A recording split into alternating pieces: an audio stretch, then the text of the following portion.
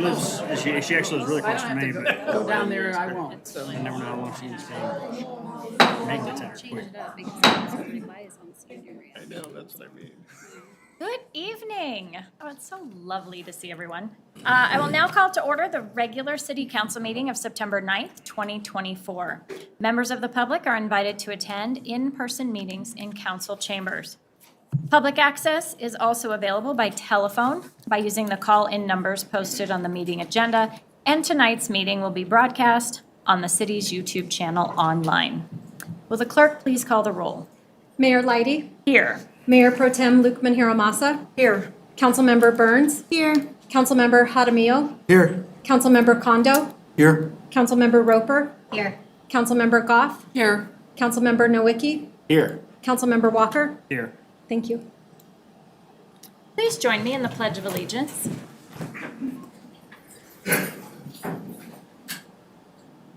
I pledge allegiance to the flag of the United States of America and to the republic for which it stands, one nation, under God, indivisible, with liberty and justice for all. Thank you.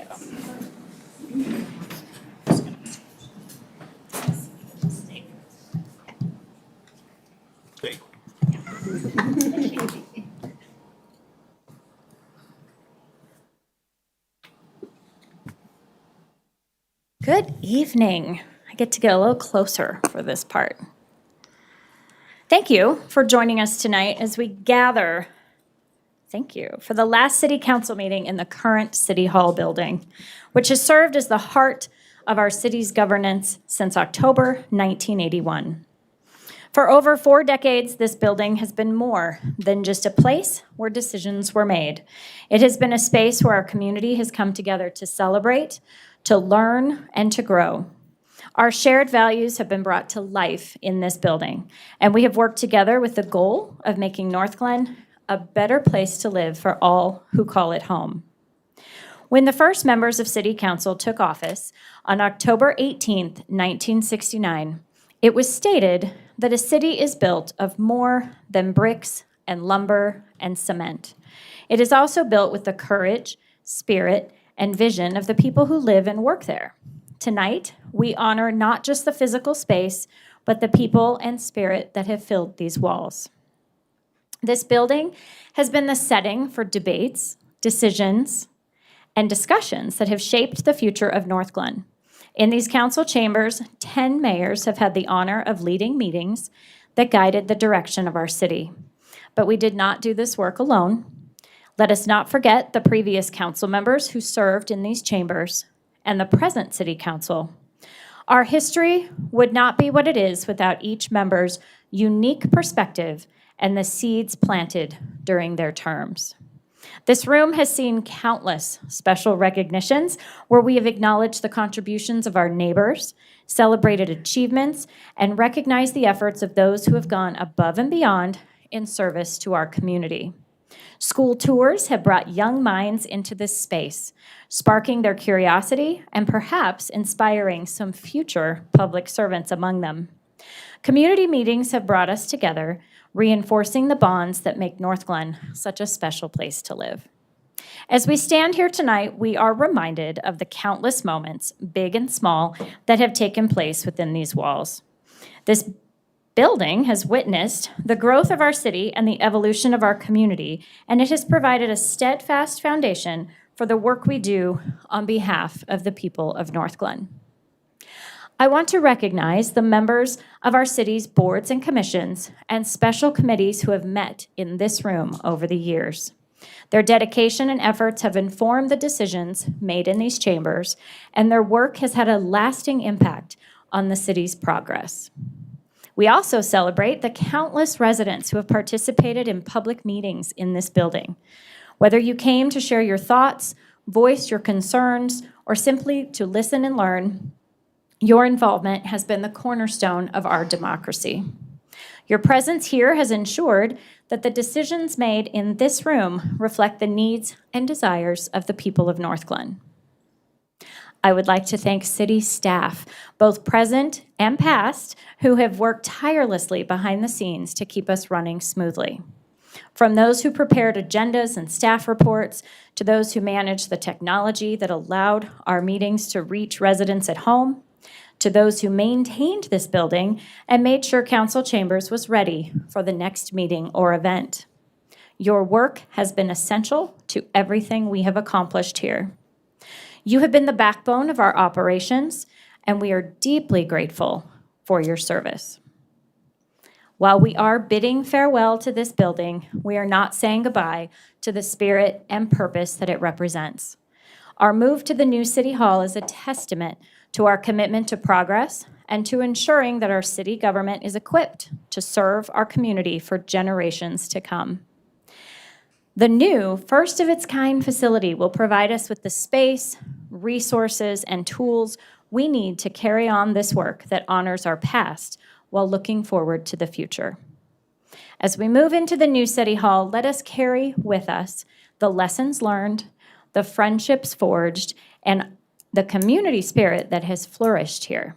Let us remember and honor the contributions of all those who have worked, volunteered, and participated in making North Glen the vibrant, thriving city it is today.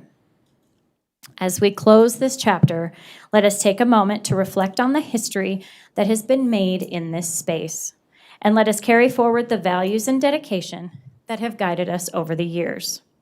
We move in to our new City Hall with gratitude for all that this building has given us and with great anticipation for the opportunities that lie ahead.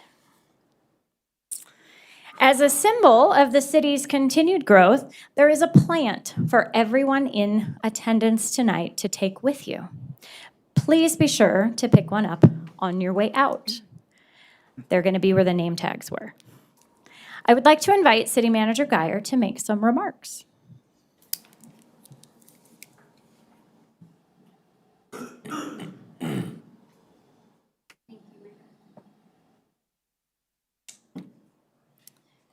Good evening, council, mayor, thank you. Distinguished guests and members of Team North Glen up against the wall in the back. I'm pretty sure you're gonna see that they're gonna occupy the same seats when you see us meeting in the new City Hall. Today marks a significant chapter in our journey as we prepare to move from our cherished existing City Hall to our new City Hall on Wednesday. While this moment is filled with anticipation and excitement, mixed with a bit of sleep deprivation, achy muscles, and sore backs from packing and purging, it is also one of reflection and gratitude. Honoring our old, worn-out City Hall requires respect for its history and an appreciation for its contributions, even as it shows signs of age. We know our old building has been more than just bricks and mortar. It has served as a second home for so many of us. Team North Glen knows that we spend more time in this building than our own homes on a daily, average, monthly basis. There are 58 employees who work out of this facility that we will move on Wednesday. As part of honoring this building, I want to extend our gratitude to those employees who have the most years of service and have lived in this building the longest, so to speak, as of current. These employees include Bob Lair, our Director of IT,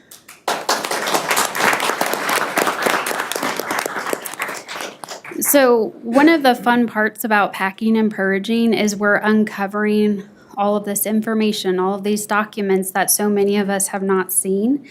One of the fun facts that I learned about Bob in preparing my remarks tonight is he worked for the city and then left for 3 years, remained a consultant, which I had no idea he did that, and then came back and has been with us ever since. So technically, Kelly Ryan, who is our IT resource coordinator, she technically has the longest years of service at 35 years, but I'm going ahead for these purposes and counting Bob as having the longest years of service. So as I mentioned, Kelly Ryan, our IT resource coordinator, 35 years of service. And then Debbie Saab, our revenue supervisor in finance, also has 32 years of service. So significant service here in this building. Kelly and Debbie are not here tonight, but let's give them a round of applause.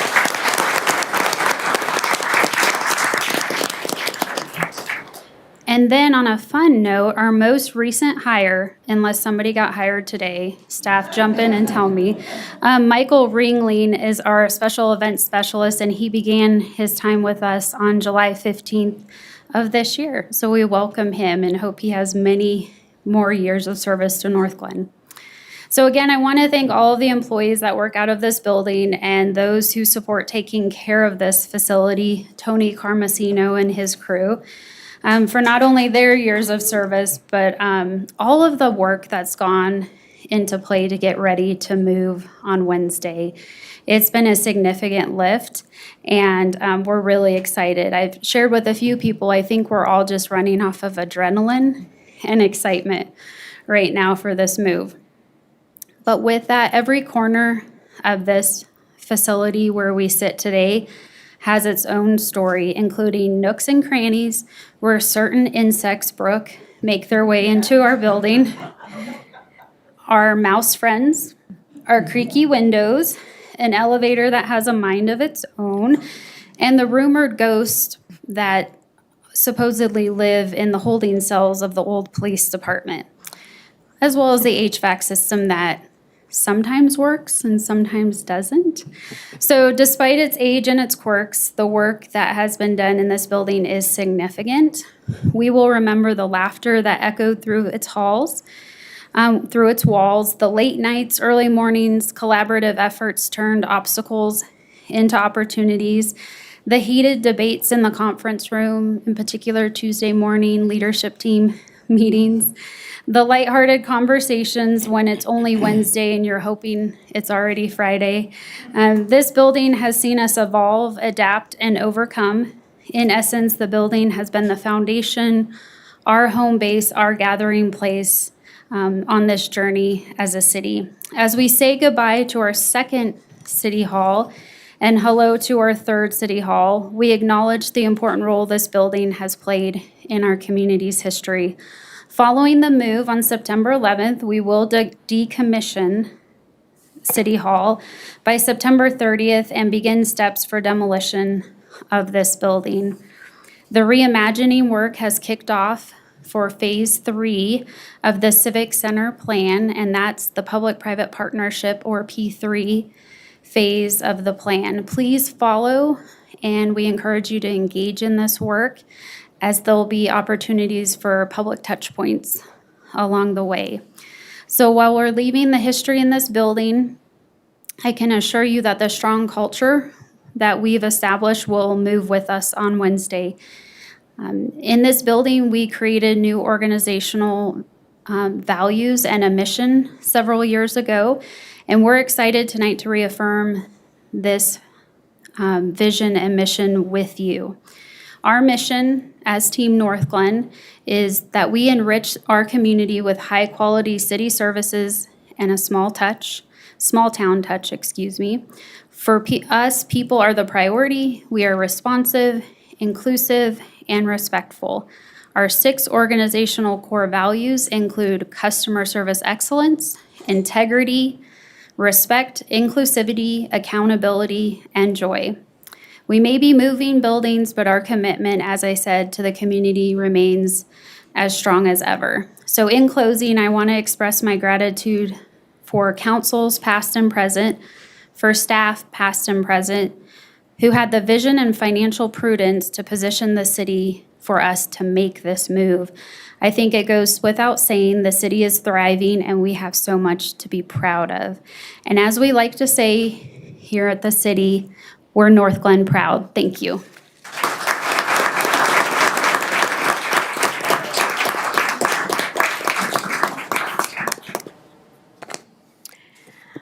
Absolutely. Okay. I would like to recognize the former elected and appointed officials here with us tonight. Former Mayor Joyce Downing. Come up here. Let's just bring everybody up here. No, we can take a picture. I'm spontaneously doing David's job. So Come on up here. Okay. Former Mayor Kathy Novak.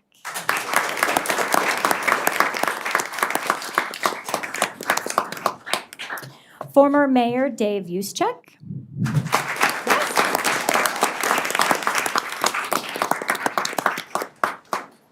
Former Ward 1 Councilmember Jim Miller. Is it around here somewhere? Okay. Former Ward 2 Councilmember Becky Brown.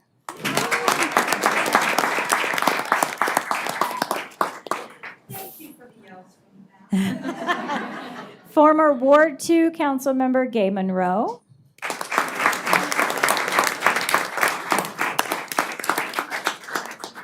Former Ward 3 Councilmember Julie Duran-Malika.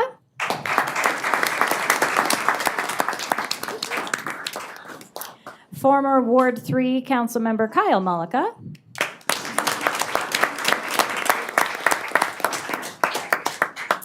Former Ward 4 Councilmember Rosie Gardner.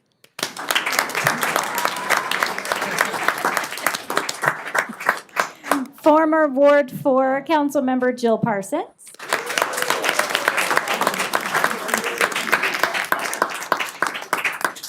And former City Manager Bill Simmons.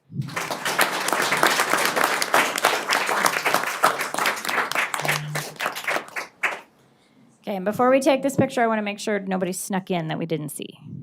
Anybody? Okay, great. Well, let's get you guys to stand up in the back, maybe. That does make sense. Extend our hands. We'll just hide behind Bless you. you.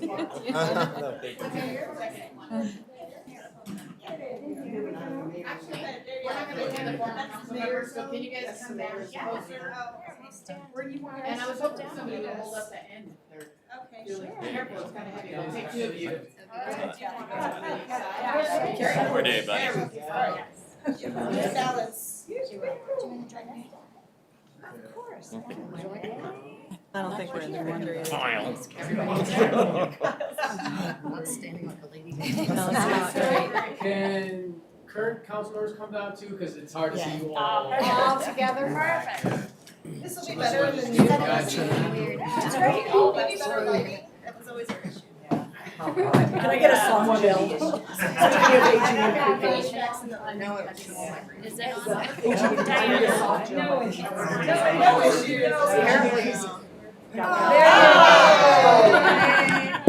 That's a little bit too honest. Are you ready? 3, 2, 1. Yeah, it took like 10, so. I blinked, I got one of them. Thank you, okay. Ooh, be careful. Okay, don't go anywhere. Don't go anywhere. Don't go anywhere yet, because there's all these pens up here, because I would like to invite all former mayors and council members to come forward and sign it. So go ahead and sign it before you return to your seat.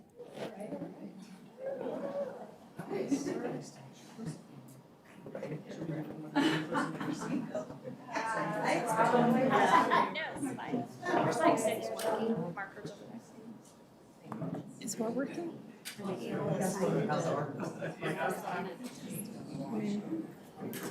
Looks like it. Do you want to sign it? No, you can sign it.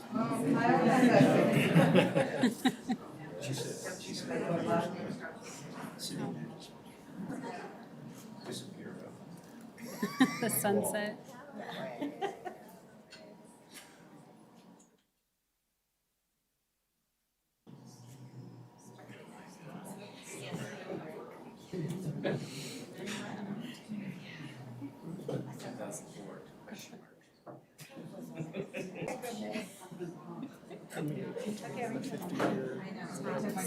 Yeah, it's just a different dynamic. When I was pregnant last summer, they pulled that light on. Oh, and you go, yeah, that would make you do that. Wait, are we done now? When it's working. They're still signing. feel the purple on the. You can go back up and back down. Yeah. Okay, so we should just stay. Oh, we're doing a bunch of stuff. Yeah, I don't know. I'd have to. Are we? Thank you. I don't have one either, but there's a public invited to be heard. Do you want me to play it right now? For everyone to watch? Okay. Yeah, it was playing on those two screens earlier, but then we loaded it here too, so we can play it here. Oh, we're gonna take a photo. Oh, sorry. Right, sorry. Thank you for being here.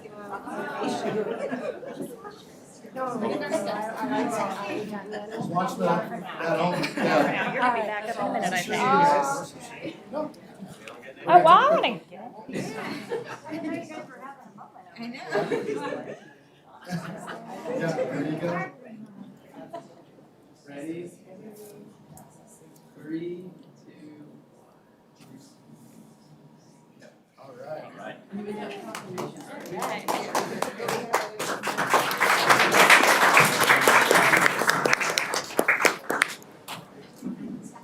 Okay, so not only do we like a good photo op, but you can tell all the former mayors and council members knew that we needed special lighting because we were used to this.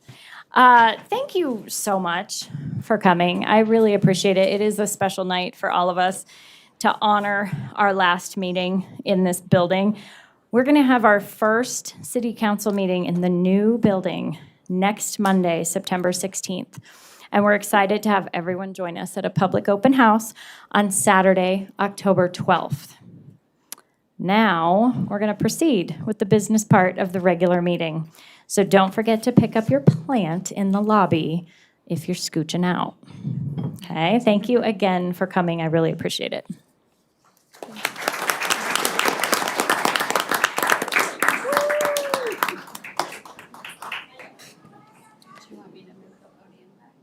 Bob's gonna do it. Oh, got it.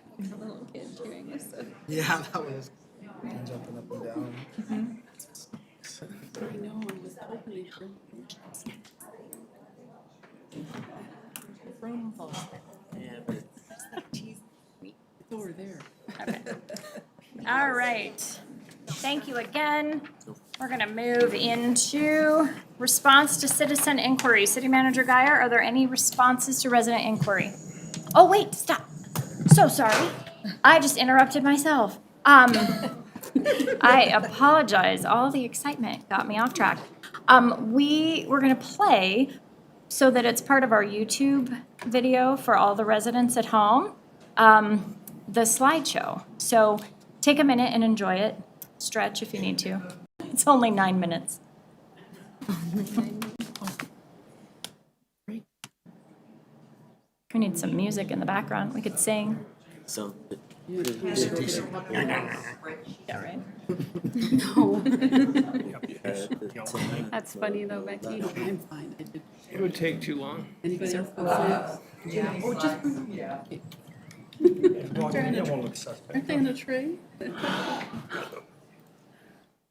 gonna run to the restroom then.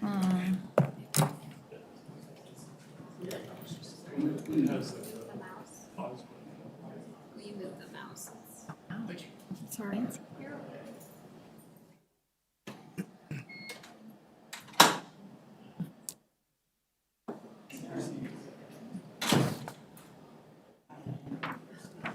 Yeah, if this put together by the TikTok generation, it would be music. Right? Exactly. I agree. I know.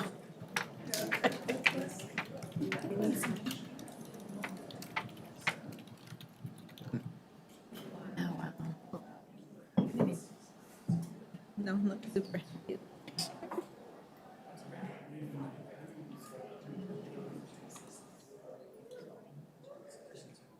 Who's that little kid?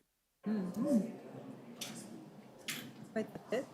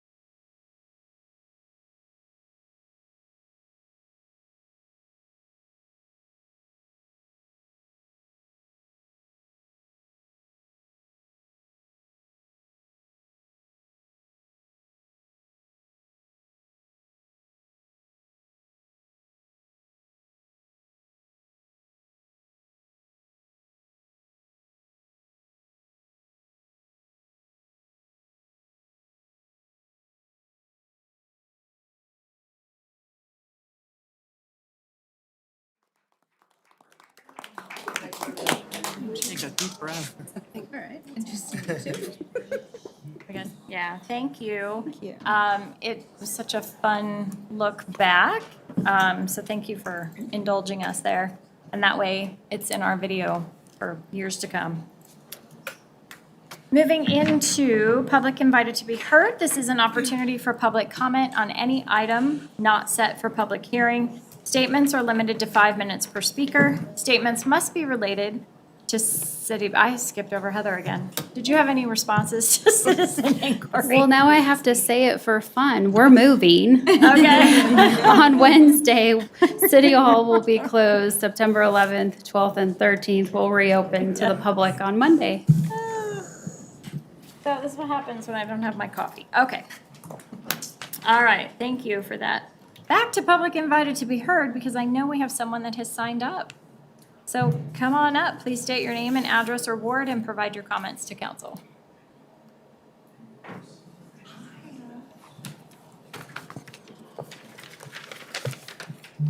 It's an exciting time, North Glen, it really is. And I'm really glad to be back here. I'm Tom Lampo, 3951 Jackson Way. Today is September 9th, 2024. It was April 30th of 1789. In New York City, and George Washington placed his left hand on the Bible, raised his right hand, and swore an oath to the nation, became the first president of these United States. The Bible was opened to Genesis chapter 49, a chapter where the covenant between God and Abraham, Isaac, and Jacob was being passed on to the next generation. After the swearing-in ceremony, George Washington, the vice president, and members of Congress went to St. Paul's Chapel and participated in worship and prayer. There, President Washington made a covenant between this nation and God. He stated, "He will be our God, and we will be his people."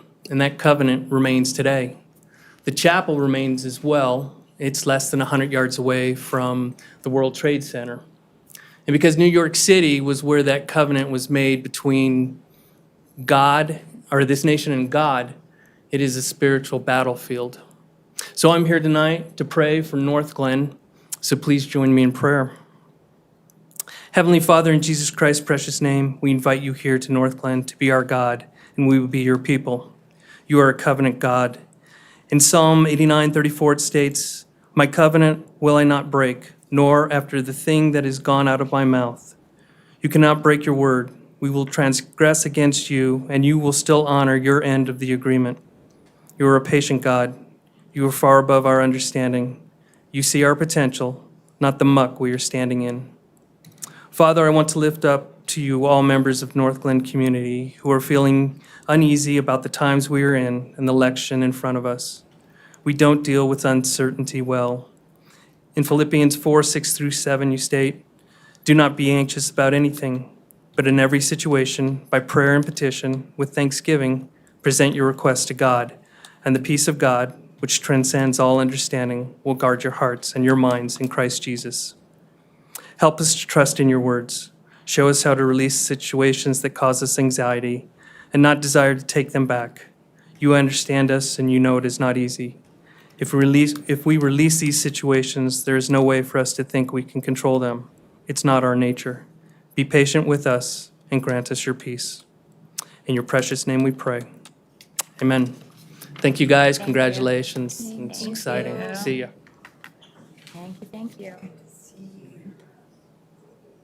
City Clerk Small, is there anyone else signed up to speak to council? No, there is not. Thank you, Madam Mayor. Oh, yeah. I didn't see the sign-in sheet. Oh, it's okay. So here's where you come in. Is there anyone else in the audience who did not get a chance to sign up that would like to speak to council? If so, please come forward. State your name and address and provide your comments to council. All right, I'm coming. That's okay, no rush. Maybe. I got a podium up here. Wow, it feels really weird to be on this side.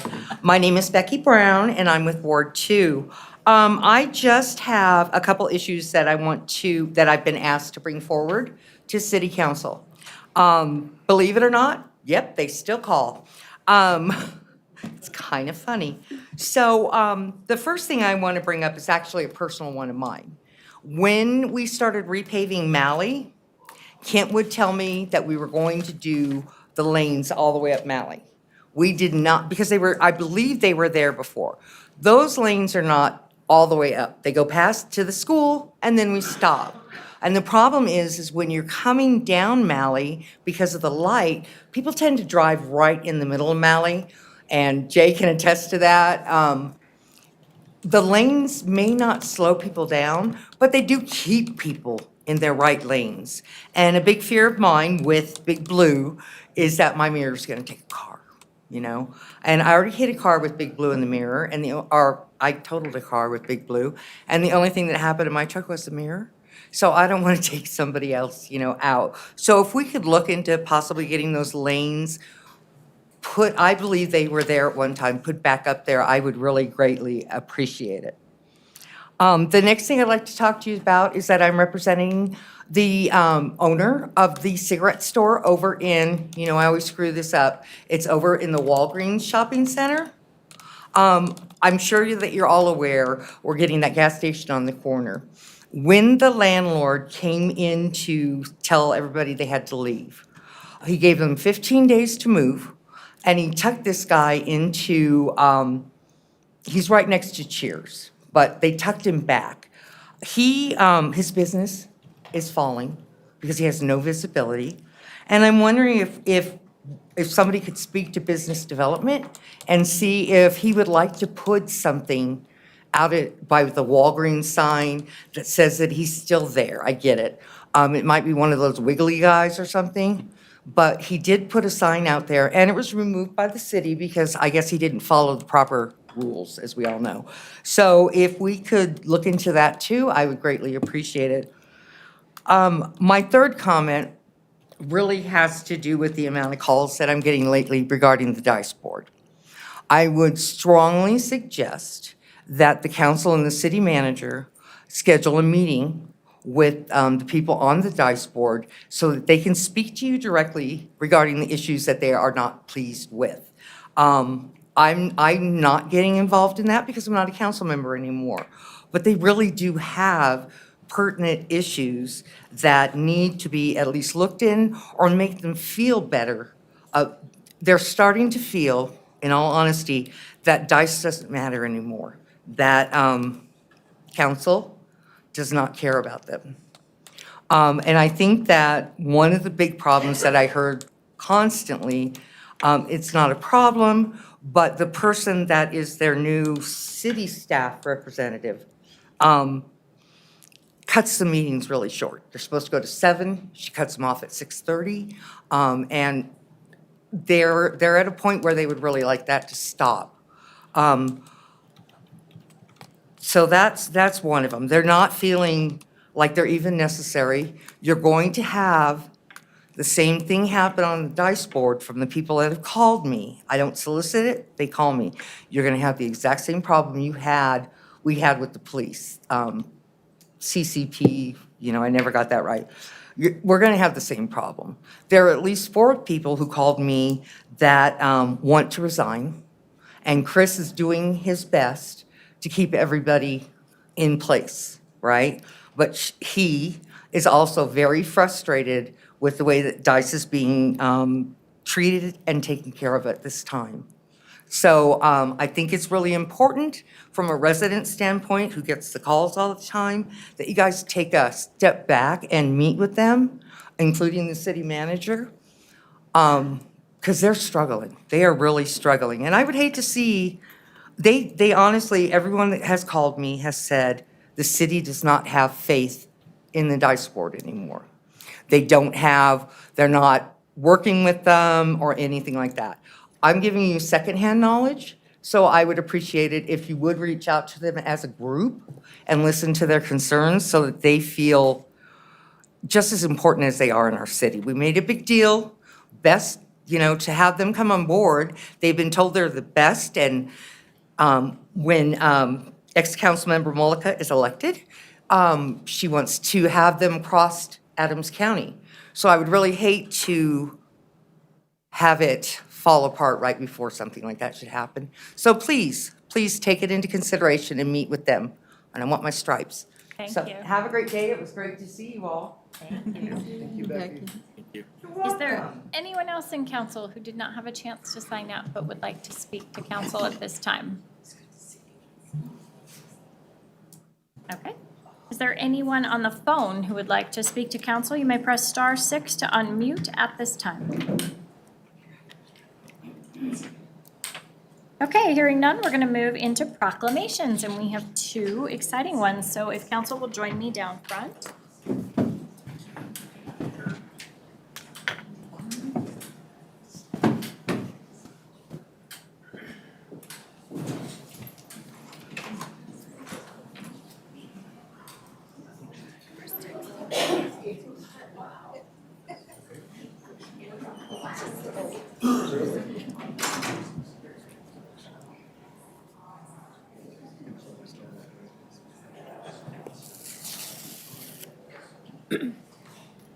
You have the Hispanic one first on the agenda.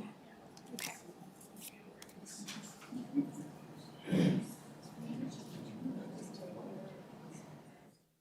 Say again? Oh, do you want us to move it? Well, let's do it.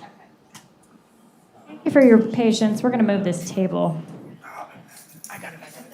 Because my hope is that we're going to have a large group joining us up here. So I would like to invite CPAAN member Tracy Kilgore to come on up.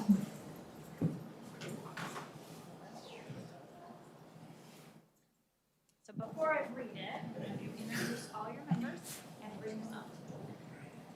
Right. Hello, everyone.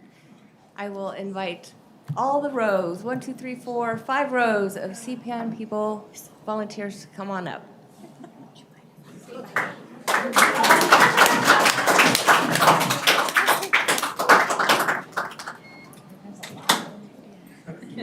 There's some new members that I have not met yet, and there's some of our veteran volunteers.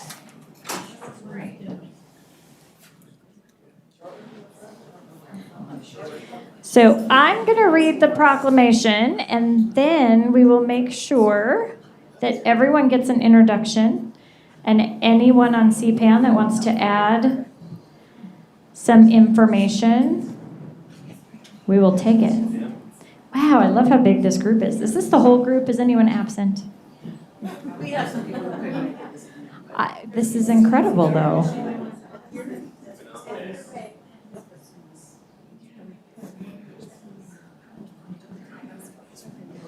And are the new ones designated by the new shirts?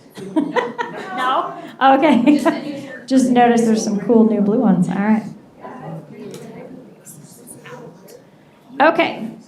Whereas in 1998, the North Glen Police Department held the first Citizens Police Academy to provide residents the opportunity to learn about crime in their community, the activities of the police department, and the work involved with being a police officer. The Academy fosters greater understanding of law enforcement through lecture, demonstrations, and hands-on experience. And whereas in 2004, graduates of the Citizen Police Academies created an alumni association to provide graduating members an opportunity to utilize their expanded knowledge, remain involved with the police department, and give back to their community. And whereas the Citizens Police Academy Alumni Association of North Glen, CPAAN for short, is a nonprofit organization whose mission is to work in partnership with the North Glen Police Department and the residents of the community through volunteer, educational, and support programs to maintain a strong and safe community. And whereas, since its inception, CPAAN members have volunteered countless hours to support the police department through activities such as assisting with traffic control, providing support at Safe Street Halloween and the July 4th celebration, transporting police vehicles for service and maintenance, wrapping and distributing gifts for the Christmas Crusade program, organizing various fundraisers, attending swearing-in ceremonies to support new and promoted officers, and hosting the annual North Glen Police Awards Banquet. And whereas the City Council wishes to honor CPAAN for its numerous contributions to the City of North Glen over the past 20 years, and for the continuing dedication, commitment, and hard work demonstrated by its members. Now, therefore, I, Meredith Leidy, Mayor of the City of North Glen, Colorado, hereby issue this proclamation on September 9th, 2024, to honor the Citizens Police Academy Alumni Association's 20th anniversary and express appreciation to its many members for devoting generosity of their time, energy, and enthusiasm to supporting the North Glen Police Department, the City of North Glen, and the community at large. Dated at North Glen, Colorado, this 9th day of September, 2024.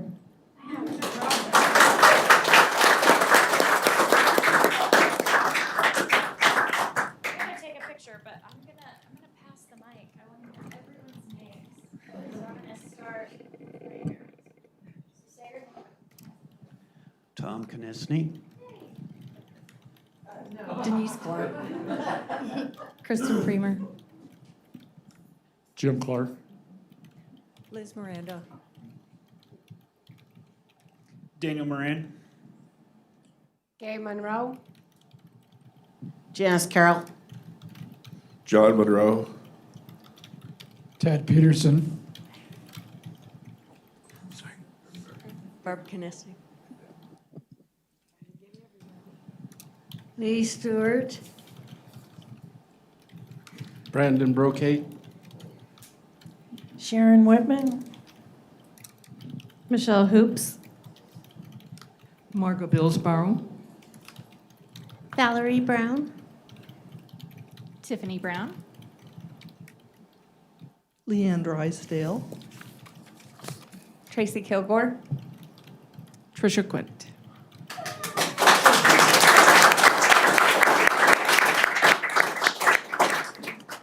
Okay, that proclamation said a lot, but I think this is a huge service to our community. Is there anyone on CPAAN that wants to add something or say a few words?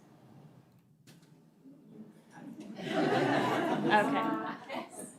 There are a few of the founding members that actually started the organization. So if you're a founding member, raise your hand. Good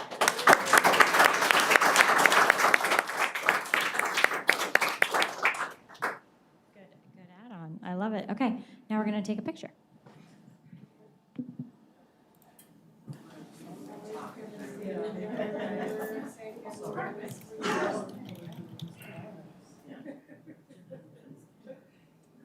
Ready? 3, 2, 1. Thank you.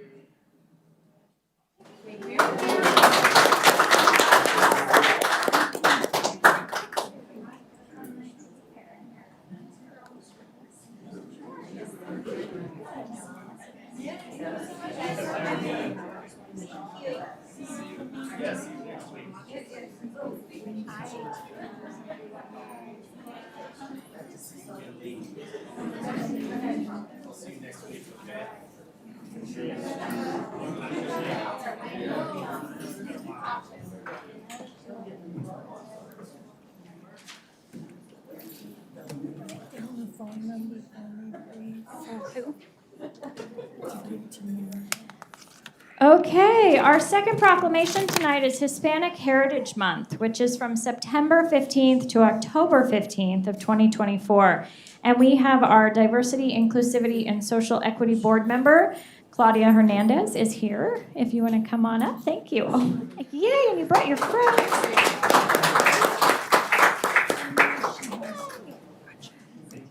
Oh, I'm so glad. Yeah, come on up.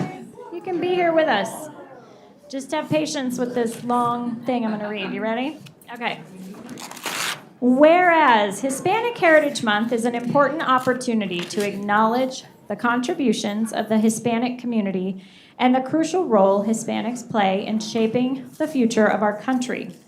People of many distinct cultures make up the country's Latino population, and Hispanic Heritage Month celebrates them all.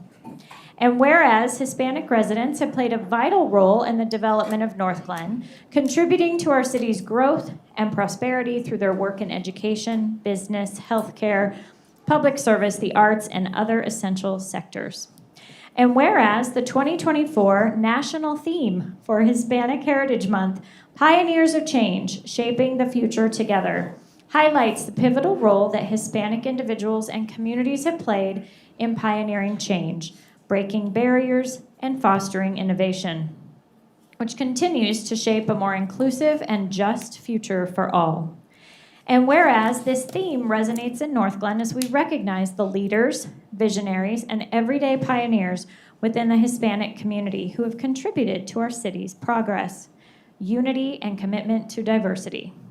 And whereas Hispanic Heritage Month provides an opportunity to celebrate the invaluable contributions of Hispanic individuals who have shaped our city's history and who continue to inspire future generations. And whereas during this month, we encourage all residents to learn more about the rich cultural heritage of the Hispanic community, to participate in events and activities that highlight Hispanic traditions and accomplishments, and to recommit ourselves to the principles of equity, inclusion, and respect for all.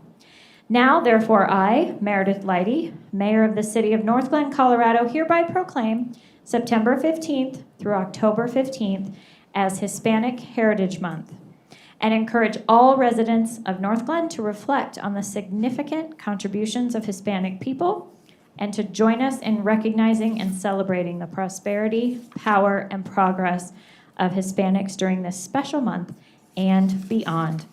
Dated at North Glen, Colorado, this 9th day of September, 2024.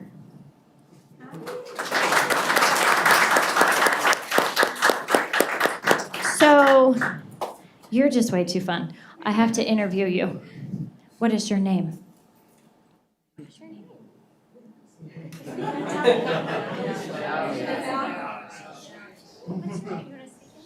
I'll tell you. No?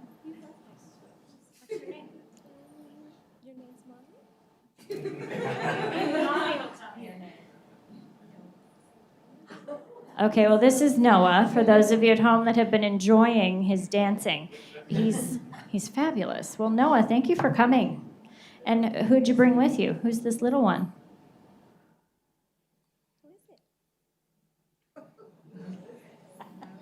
Oh, very sweet. All right. So you are accepting the proclamation. Would you like to add a few things? This is awesome. Yeah, thank you guys so much. I think it's so important to acknowledge all the different people in our community that make our community great. So thank you guys so much, and thank you guys. Thank you for being here, especially with your beautiful family. We're going to take a photo. Noah, you want to be in our picture? Come on. You want to be in our picture?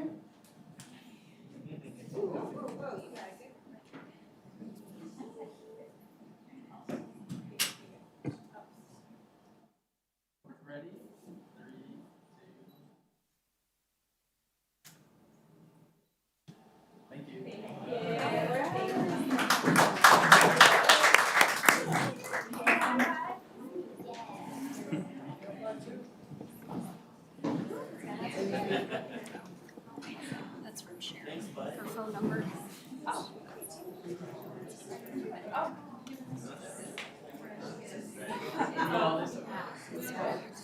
Yeah. Oh my gosh. I have to sleep outside tonight. Your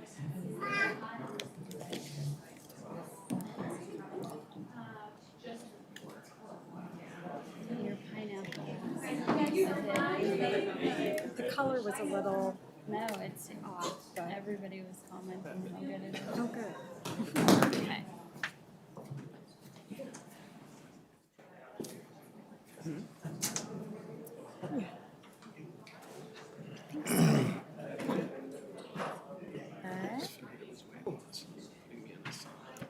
No, right.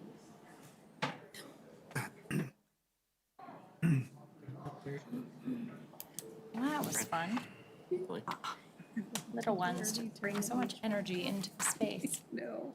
Okay, our next, well, our only presentation tonight, the proposed 2025 annual operating and capital improvement budget. Deputy City Manager Loveland will present the proposed budget to council.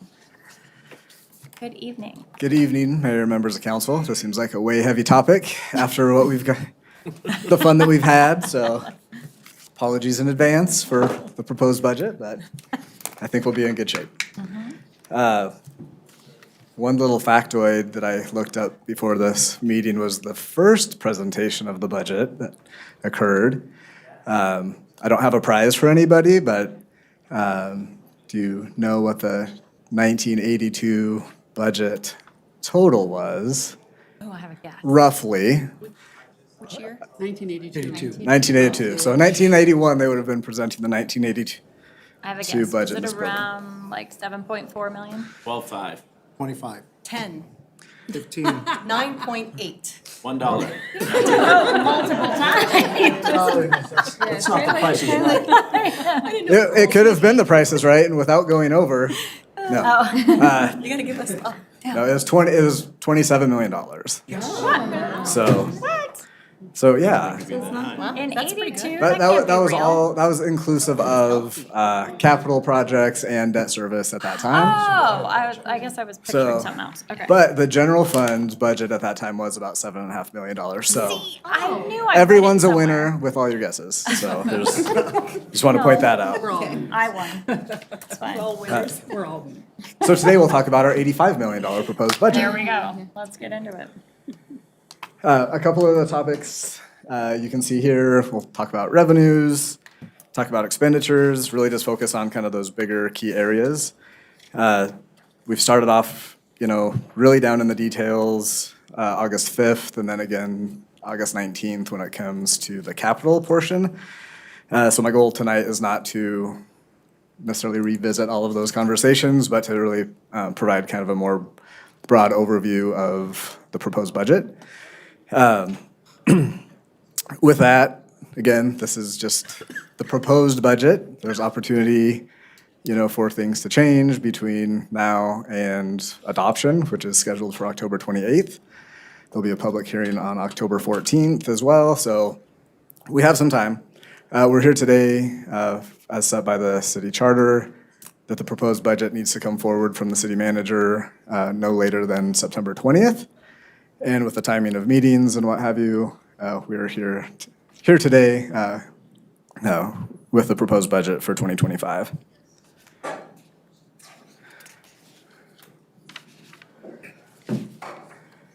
So first off, to talk about the fund summaries on page 8 of the slideshow. You can see here all of our funds over on the left-hand column. On the right-hand side, you'll see what is being proposed in the total amount within each of those funds.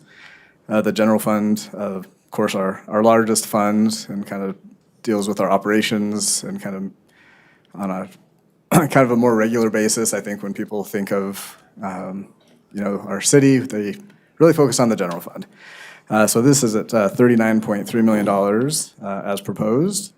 You can see I won't go through and read all the fund names and the numbers for you. I'll allow you to do that on your own.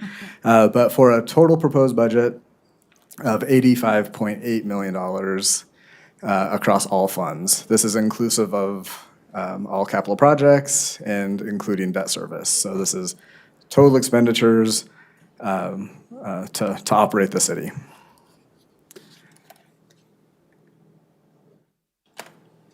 On the next slide, and we're going to walk through kind of fund by fund, not getting into a bunch of detail, but happy to answer questions, along the way. The first is indeed the general fund. You can see in the column on the right, you can see on the far right-hand side the change from the 2024 budget, the percentage changes. I will mention that on the taxes side of things, we're actually we're forecasting to have a slightly smaller budget than 2024. We had some certain expectations during last year's budget adoption for property tax. That was prior to the bills that were passed late in November. We did not go back and adjust the budget in to reconcile the fact that, the property taxes were lowered by a couple $100,000, we're okay with that because we can catch that in 2025. But overall, we're forecasting 3% sales and use tax growth from 2024's year-end forecast. One of the other, I guess, lines to note, the intergovernmental line of just over $2 million is down 25%. A couple of grants, ARPA federal funding that we've talked about before, about $500,000. And then we had a police officer grant to pay, to support 3 officers, and that will be going away in 2025 as well. Other areas, nothing, not too many large changes. Fines and forfeitures, as the police department has developed their, their traffic unit. I don't know why that was hard to remember. As that has developed, we're continuing to see growth in revenue on that just from an enforcement perspective. But overall, total revenues of $37.6 million in the general fund. On the expenditure side, total expenditures of, as I mentioned before, $39.3 million. Personnel being the largest ticket item here of 27.9. That's up about 5%. In future slides, I'll go over kind of the more detail on personnel and how that has grown from 24 budget, grown 5%. Other areas, really fairly static in the scheme of things, some inflationary items, some package requests that have come forward just on finding available dollars for us to operate. So the total net change in fund balance down at the bottom is about $1.6 million. And we talked about this being a bridge year from 25, or 25 being a bridge year until we get to 26. So this is a proposed budget that uses fund balance. And we can see on the next slide kind of what that looks like. But an ending fund balance of $15.7 million, which is about 42%, leaves us at a fund balance of 42%. Again, our minimum per our policy to maintain is 25%, so we're still well above the minimum 25% threshold that we've established. But jumping into the 5-year general fund, kind of a longer-term forecast, as you can see on the screen or in front of you, the forecast, the net change in fund balance at the bottom, never really, breaks even, if you will. That's not necessarily to say that this is how this is going to function. This is just establishing the fact that if, per the notes on the left-hand side, in 2026, we have additional sales tax, 0.5% coming into the general fund, which we do as approved by the voters last year.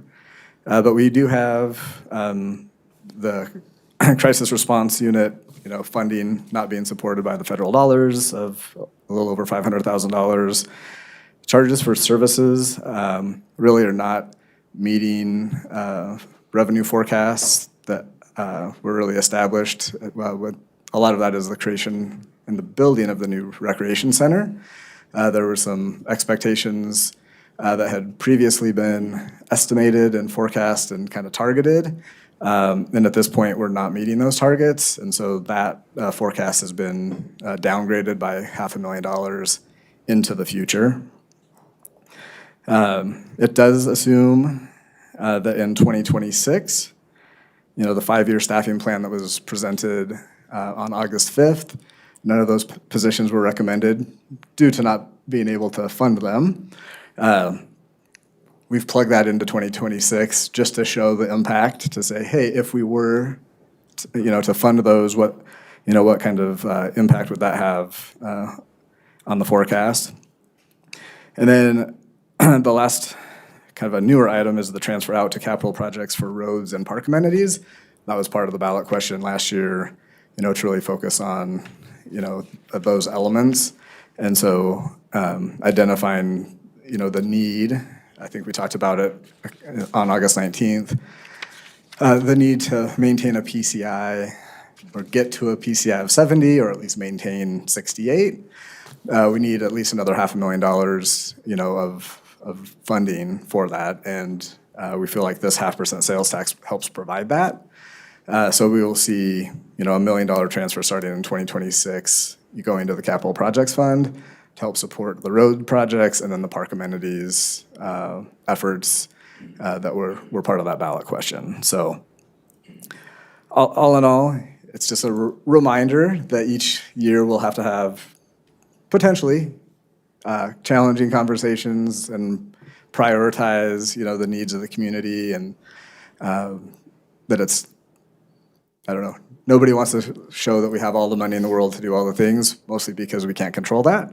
And so that's kind of the point of the 5-year general fund, is conservative on the revenue side, not making any estimates about new development taking place until it actually happens, and then just making assumptions about expenditures that we are indeed making all of the expenditures, even ones that we didn't fund this year, into the future to kind of capture almost kind of a worst case scenario. So you can see that in the forecast, but again, those will be annual budget decisions that we make. So it's not to necessarily cause panic, but just as a reminder that we will have conversations from year to year. The next slide just shows the fund balance and the 25% minimum requirement as tied to that 5-year general fund.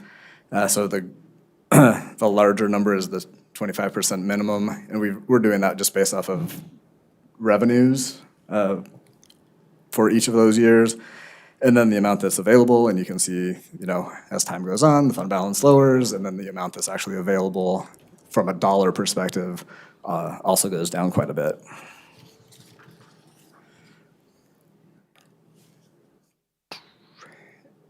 I'm going to move on to the Conservation Trust Fund unless people want to talk about the general fund, or? Councilmember Kondo. Thank you, Madam Mayor. So, yeah, if we could go back to slide 10. So, first of all, you're saying that the revenues coming out of the rec center / theater are not meeting projections, off by roughly 500,000? Is that, did I hear that correctly? Yes. So sorry. No, go ahead. No, so in 2017, I believe it was 2017, when there was a time to forecast kind of the sizing the rec center and, the growth and things like that. Obviously, things have happened in between there. There was 2020. And so we've kind of been pacing, the revenue growth forecast over time. And this year, we're really identifying that maybe that's, not keeping up and not getting to where it needs to go. We do have some cost recovery goals that we intend to continue to pursue. But for this year and then in the future years, we're just not making that assumption that that's going to happen. I was just kind of wondering if the construction with the new city hall and all the artifacts of limited parking might explain why there's not enough usage of our rec center / theater, if that kind of helps explain that. I think that there's several. I would think that there's a lot of factors that play into it. There's not one direct thing that's like, oh, it's because of this or that. It's kind of just the culmination of everything. There was COVID and people's activity levels, and it may be parking, it may be usage, it may be construction of this site, and some of those limitations. It might be a factor of several things, but we're definitely looking into. And is that 500,000 deficit cumulative over several years or just per year? Annual. One more question, Madam Mayor. So I'm just kind of curious, the percentage of fund balance revenue. I know 25% is where we have set the floor. I'm just curious from a planning perspective, as a former engineer, it's like you have a safety factor, a little bit of a cushion or a margin. Do you usually kind of account for that in trying to maintain at least just a little bit of cushion above that 25% in general when you go through your process? So in a perfect world, as we do forecast and plan out, we would on an annual basis. Part of this exercise in front of you tonight is to show that without those conversations and kind of restraints at some point, we would run into issues. And so it's more of just a reminder. So of course, on an annual basis, the idea is to plan ahead and say, hey, we're not going to use, fund balance to support ongoing operations, because that will take us down the path that we don't want to go. So really, it might be healthy to look at this as a flashing yellow one.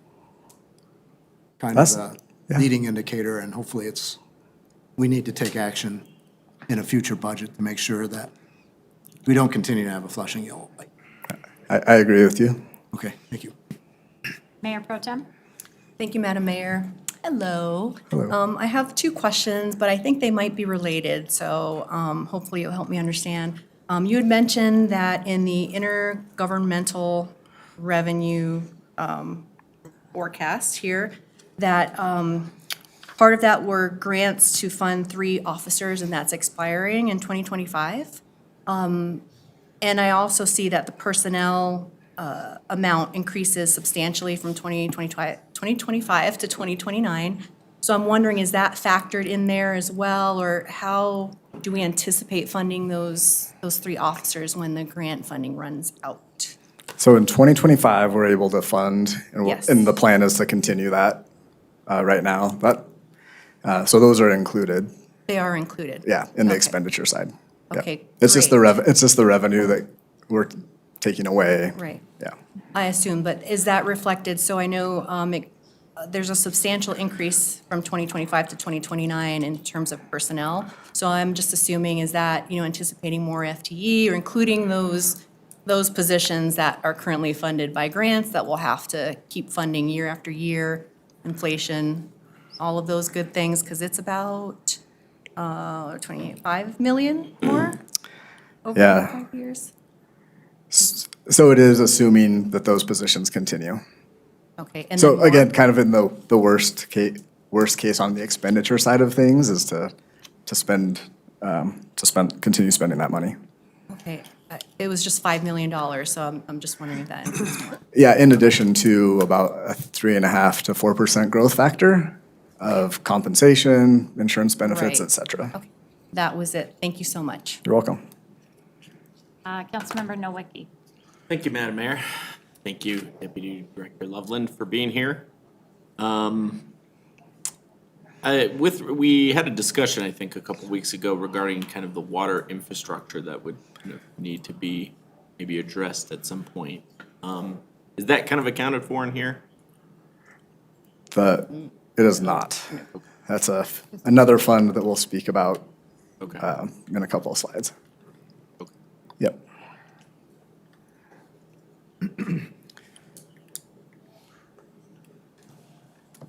All right, great.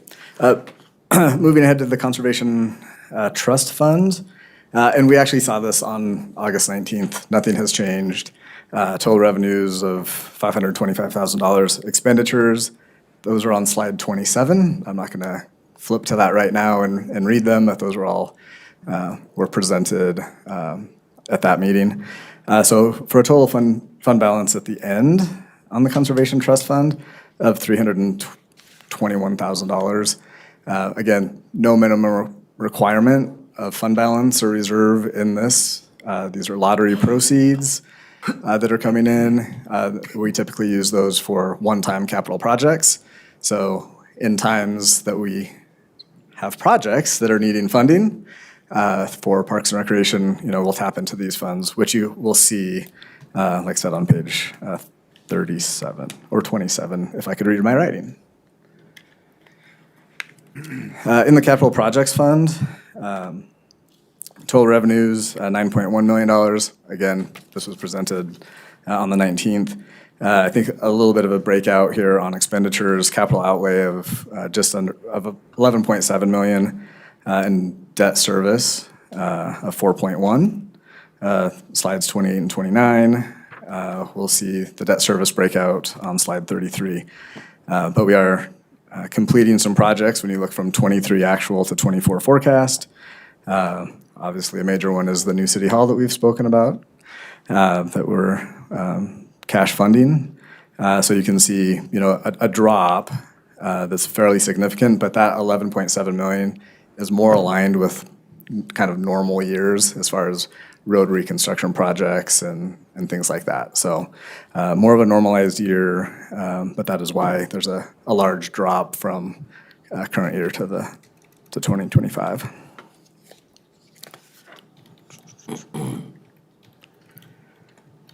So in the water fund, again, on August 19th, this was presented, total revenues of just over $15 million, expenditures of 17.5. Total fund balance ending at 2025, about $32 million in the water fund. User charges and fees, I'll talk about that when we talk about specific revenues in a couple of slides. But overall, personnel, purchase services, kind of all the the standard things to operate are falling in line with, what we have spoken about as far as personnel in not just the general fund, but in the water and all of the funds. And then purchase services and supplies and equipment, very, very similar. In the wastewater fund, total revenues of $6.8 million, total expenditures of 8.2. Again, I'll talk about kind of the details of their user charges and fees and personnel impacts. Ending fund balance, $4.9 million, a slight decrease of about 1.2%. In the stormwater fund, $514,000 revenue, expenditures just under $1.4 million. Ending fund balance of about 46% in that. You'll see in that line for capital outlay, a large expenditure being proposed in 2025 of $1.1 million. That's actually a project that's been approved and going on right now. We're just expecting the majority of that billing for that project to probably not be done in 2024 and carry over to 2025. If that's not the case, we'll true up these numbers in the spring to reconcile, the forecast. And then one fund that we actually have not talked about in the previous meetings is the sanitation fund. User charges and fees of $1.9 million. Other revenue that's included there is investment earnings. So a total of just over $2 million, 1% growth year over year from the budget. Expenditures, all categorically, pretty stable from a dollar perspective. Total expenditures of just under $2.6 million for a change in fund balance of $515,000. A lot of that is due to the one-time capital outlay, to replace vehicles. That's usually the big piece of this budget. Obviously, the human capital, key component of operations of the vehicles, but really big expenditures in the sanitation fund there. No rate change being proposed or captured or planned to come forward within the sanitation fund for you all or for the community in 2025.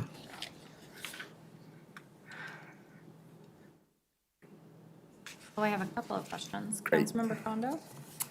Thank you, Madam Mayor. So, Deputy City Manager, you saw the question that I asked through email. I wonder if you could just share the response for the rest of the days regarding, general rules of thumb about fund balance for the other buckets of money that we just went through. Oh, sure.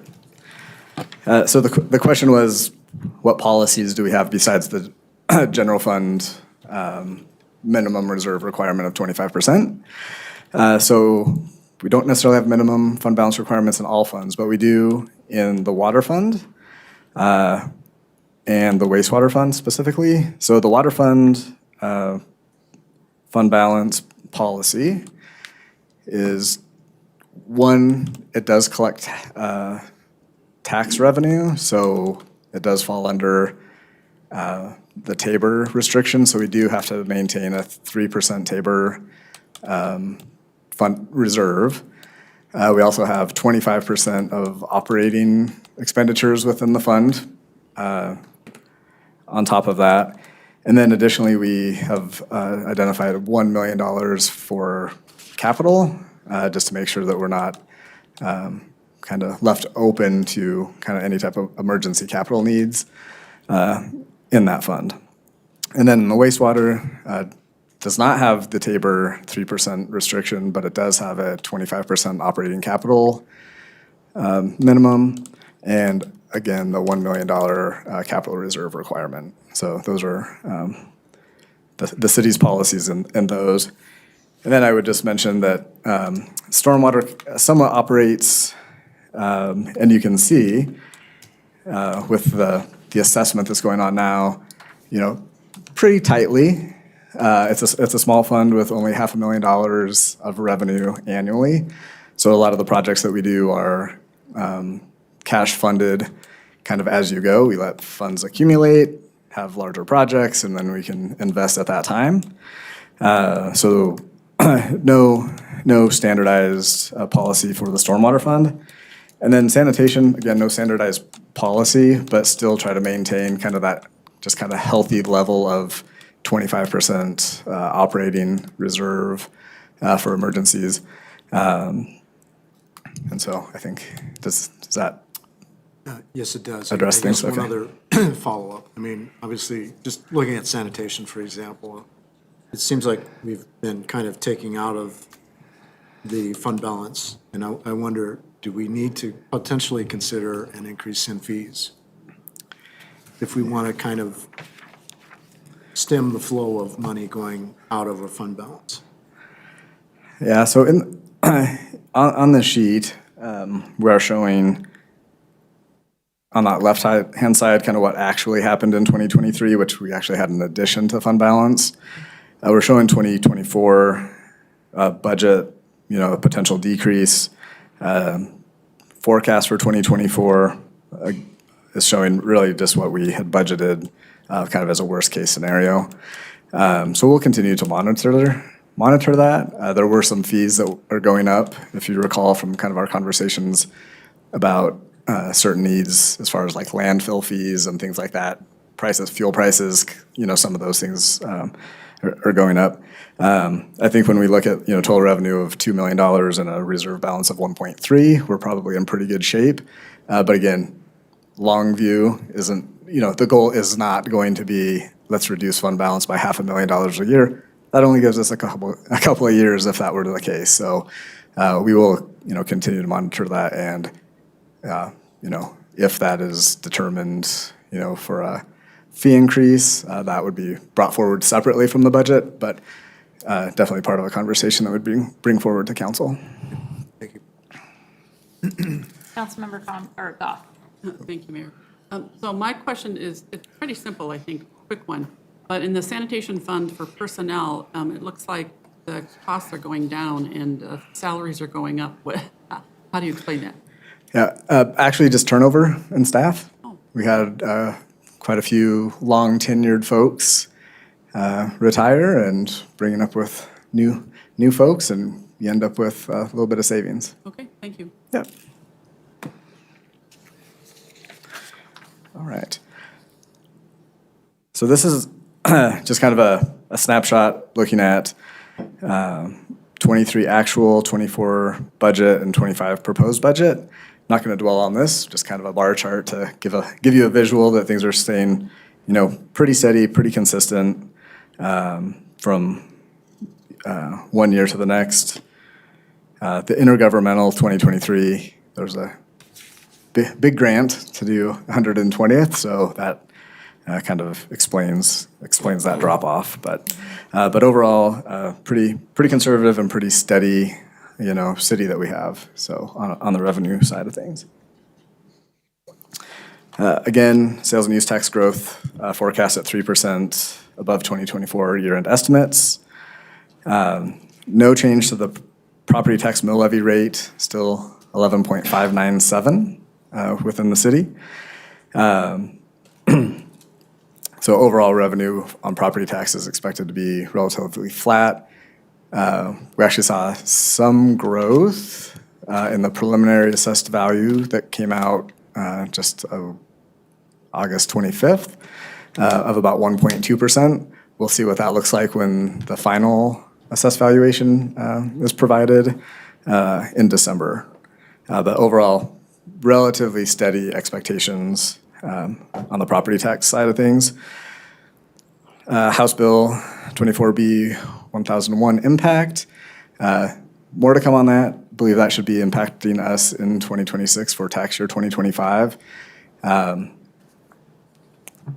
CML actually just sent out an email this afternoon about a meeting on September 18th to pull our collective heads together and hear information and kind of some guidance and direction on, what those overall impacts are going to be. So kind of holding tight for a week or so to kind of hear what they have to say since they're kind of more boots on the ground, understanding that impact. And also from the county assessors and treasurer to see, what those future impacts might be expected to be. So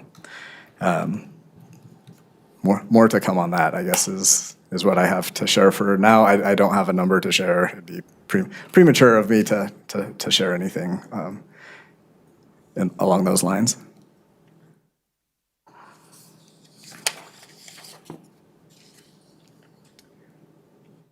Here you can see the sales tax growth, which I didn't skip to earlier. Apologies for that. With a trend line of growth. Other key revenues to touch on, user charges and fees, you'll see some increases specifically in the water and wastewater fund. In 2017, there was a study done with a 10-year time horizon. These rate increases have been approved by council already for 23 through 27. But just as a reminder, water rate increase going to be included for 2025 of 2%, and then wastewater increase of 5.25%. Again, help us fund long-term, really large capital projects that we have in the next 5 to 8 years. Key expenditures, again, you can just see from 23 actual, 24 budget, and 25 proposed budget. A lot in alignment, especially compared to the 2024 budget, not a ton of growth. I won't go over all of those numbers. But I will skip ahead to personnel. Again, regular wages, medical benefits, retirement contributions, overtime, all big impactful elements of the personnel budget. Regular wages are at $27.4 million in that blue column for 2025. Medical benefits are about $3.5 million. Retirement contributions of $2.3 million. Overtime, budget about $670,000. The other category, just for transparency, that includes allowances, workers' comp, life and disability, and seasonal employee salaries. So, and that comes in about $1.7 million. So all told, kind of you can see the personnel makeup when we talk about personnel, what's all included there.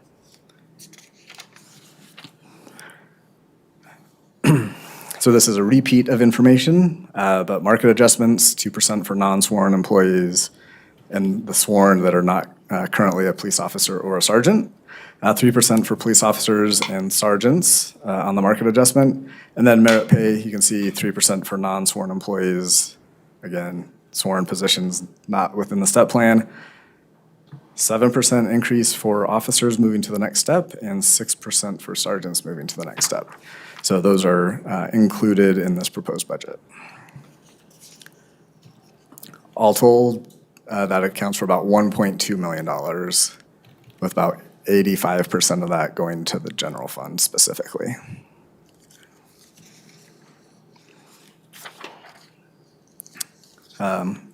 Next slide, little bar chart. again, early on August 5th, we identified that there were no new positions being proposed to be added to our staffing levels. But here you can just see from 22 through 25, what the staffing levels are in each of the departments.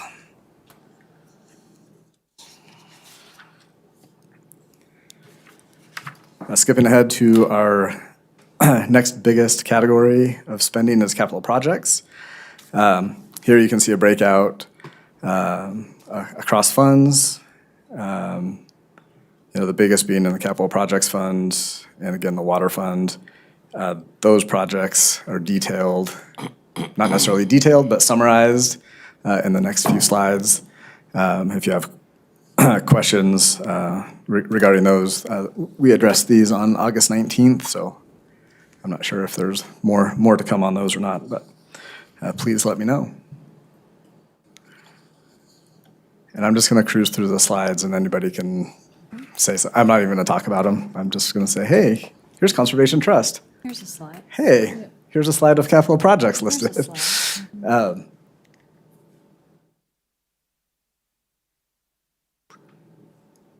One thing I did want to note is in evaluating the residential street overlay, the initial proposal was for $950,000 coming from our Adams County Transportation Tax.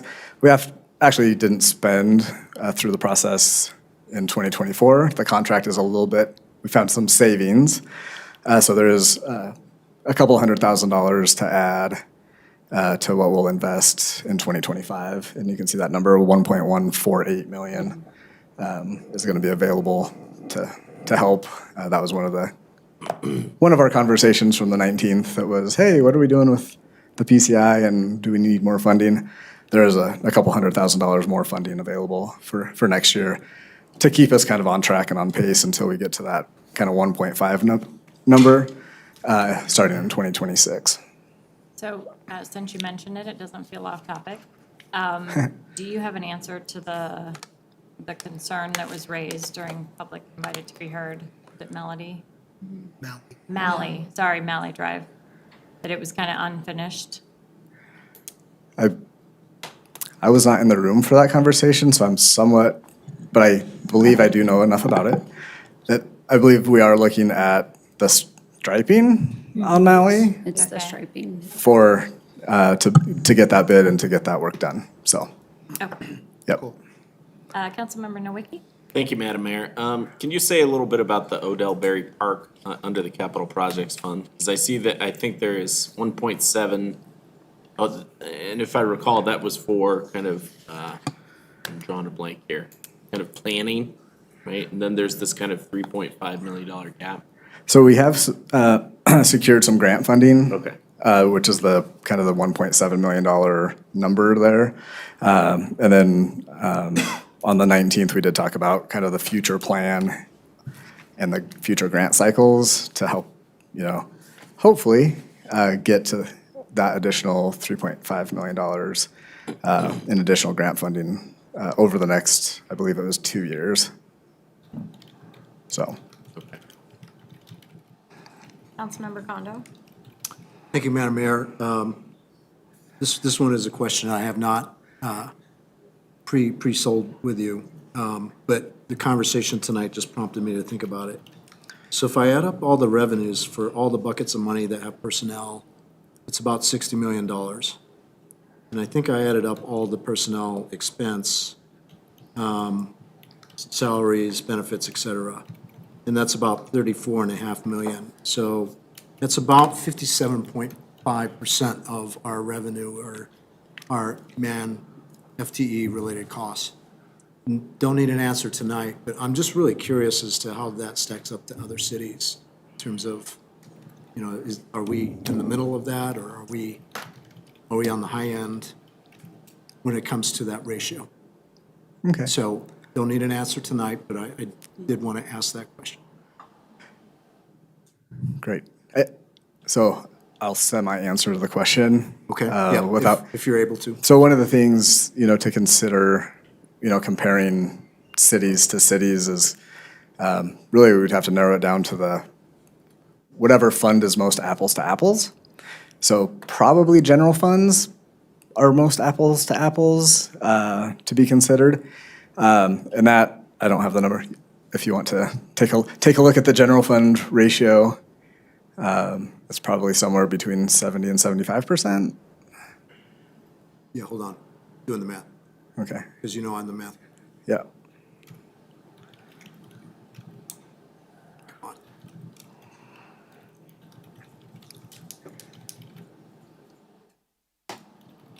Let's see, percent, 27, 28, 37.6. About 74%. Great. That is pretty normal. Gotcha. Yeah. So as a general rule of thumb, if we're thinking about healthy governmental finances, about 3/4 of our expense are people related? Yes.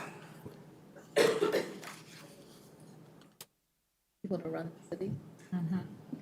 Sure, but there's also, you have repairs, you have maintenance, you have other things. And people do those. Yes, but then there's the expense for parts and this other stuff, Oh, yeah. gas, Yeah. equipment, so, I'm just agreeing that 70% then makes a lot of sense. yeah. I'm asking because I want to get a sense of what is typical and when we look at all of this. Yeah, we are definitely in a kind of a normalized state, specifically in our general fund. I think if you look across funds, you would see 65 to 75% is kind of the area, kind of that, to your point, Councilmember Burns, is that's what it takes to operate a city, is people, so. Moving along to the long-term obligations, here's a slide here. The Civic Campus balance at the start of 2025 will be about $31.8 million. In 2019, that was issued for $38.5 million. The Justice Center COP issued in 2017 was for $19.3 million. So there's about 13.8 left on that. And then wastewater revenue bonds issued in 2021. Those were obviously newer. Issued at $21.9 million, and there's about $20.1 remaining there. On the right-hand side, you can see the annual debt service payments that we have for each of those. Any questions on those? Those things haven't changed. Again, City Hall, cash funded, so there is no long-term obligation due on those, so.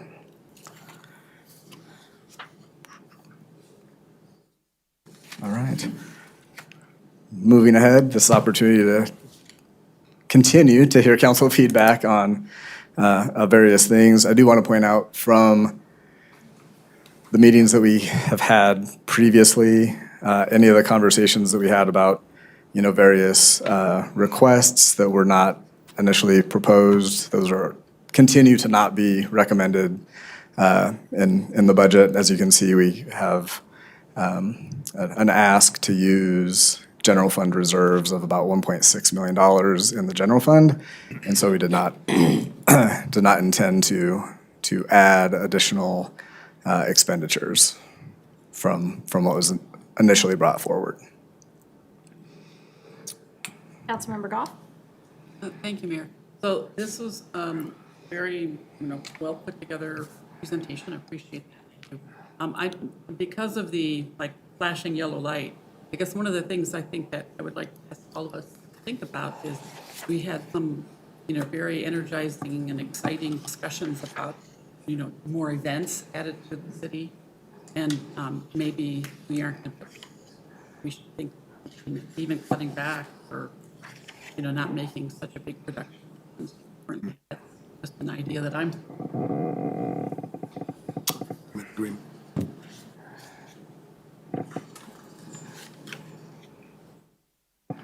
Okay, thank you. All I have. Any final thoughts? Was that all? Okay. Yeah, No. those are all the questions. Any Okay. final thoughts? Well, with that, the plan from staff's perspective is to compile this into a more of a budget document. We've kind of pieced it together a couple of times. We'll put that together in kind of the more normal final-ish version for council and the public to digest and review, and we'll bring that forward for public hearing on October 14th. And at any time, if any of you have any questions, please feel free to reach out to me. I try to answer them to the best of my ability. So, Thank you. fantastic. Thank you. Okay, moving into communications, Councilmember Burns. Thank you, Madam Mayor. I just wanted to say thank you to everyone who came out tonight for our little goodbye celebration of this building. It was very nice, and thank you to all the volunteers who came out. It was nice to have a full house to like send it off. I thought that was really nice. I also want to say thank you to North Metro Fire and our response system.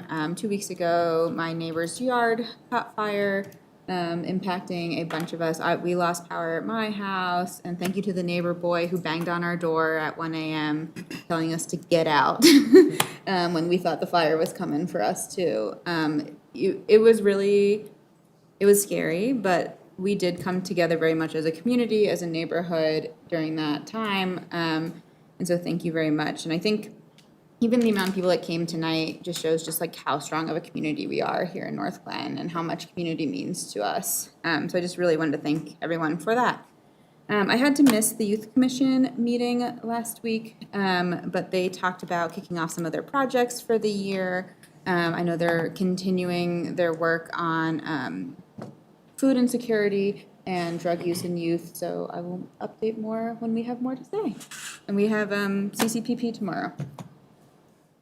And that's it. Thank you. Councilmember Walker? Thank you. I just want to say thank you to Tom Lampo and his wonderful words, and I hope to see him over in our new council chambers. Thank you to staff on this move, and then to all the council members who've preceded us in these chairs before us. Looking forward to the next chapter. Thank you. Councilmember, my thing, Jaramillo. Thank you, Madam Mayor. I also want to thank everybody who was in attendance today to help send off our old city council, or our city hall. And also want to thank, again, the former mayors, city council members, city manager. That was really great to, help, have that as like a closing engagement for us to have, and that was wonderful. I want to thank also my former colleague and mentor, Becky Brown, for bringing up the paving and striping at Malley Drive from Washington to Irma. That was one of my campaign things, and we always talk about it, so, it's almost done, so it's like, all right. I talk about it with Councilmember Nowicki all the time. It's like, all right, it's getting striped. Is it gonna get all the way done? So You're about to go do it ourselves. yeah, I'll just get some paint and just paintbrush and we'll go for it. No, I'm just kidding. But anyway, since it is Latin America or Latin Heritage Month, I wanted to invite everybody to Festival Latino. It's Sunday, September 15th, from noon to 7. It's at the Adams County Fairgrounds, and there's gonna be tons of food, music, and then also I'm really doing a selfish plug that my father, Jerry Jaramillo, has his art there. He's gonna have alebrijes, which are whimsical animals that are created from found objects and recycling, and so it's a really cool thing that we're gonna be doing. So I'm really wanted to invite everybody, and it gets packed, so get there early so you have a place to park. All right, and also on Wednesday, September 4th, I attended the Casa Indulge at the Ballesteri Vineyards, and Casa is the court-appointed special advocates to assist children throughout Colorado, and it's a wonderful, wonderful evening. It was, it was wonderful. Just since we're closing the space here, I wanted to, give my, my first memory here at City Hall. Before You know, as a kid, I was at the rec center, you know, I never really knew what was going on here at City Hall. But first time I set feet in here is from my first job interview in 2008. So got the job. It was a pedal boat attendant. It was fantastic. It was a cool teenage job, so that was a lot of fun. But my most fond memory was being sworn in here as a city council member in 2021. So that's seeing myself 13 years apart from my first job to being on city council. You know, it's really cool that we have this space, and I'll always cherish it. So yeah, I'll just close off with that. I'm looking forward to making new memories at the new city hall. Thank you. Councilmember Nowicki? Thank you, Madam Mayor. So I did have the opportunity, and I think Councilmember Jaramillo, you were there. There was a ribbon cutting for senior housing over at Carl Farms. Yes. And you actually attended the ribbon cutting. I was a little bit late. But we did have the opportunity to go to the opening of the senior housing and see that they have different kind of options available to seniors, 1, 2, 3 bedrooms. So it is open, so hopefully they'll start getting some folks moving in. Looking forward to having some new neighbors in Ward 2. I did attend the CASA event as well. It was spectacular, and CASA is such a great cause. They, again, provide court-appointed advocates for kids, and they basically see the kid all the way through being appointed. They have a consistent presence, and one of the biggest predictors for success and mental well-being is kind of having a consistent caregiver presence in one's life. So they really provide that. They have a lot of inspirational stories.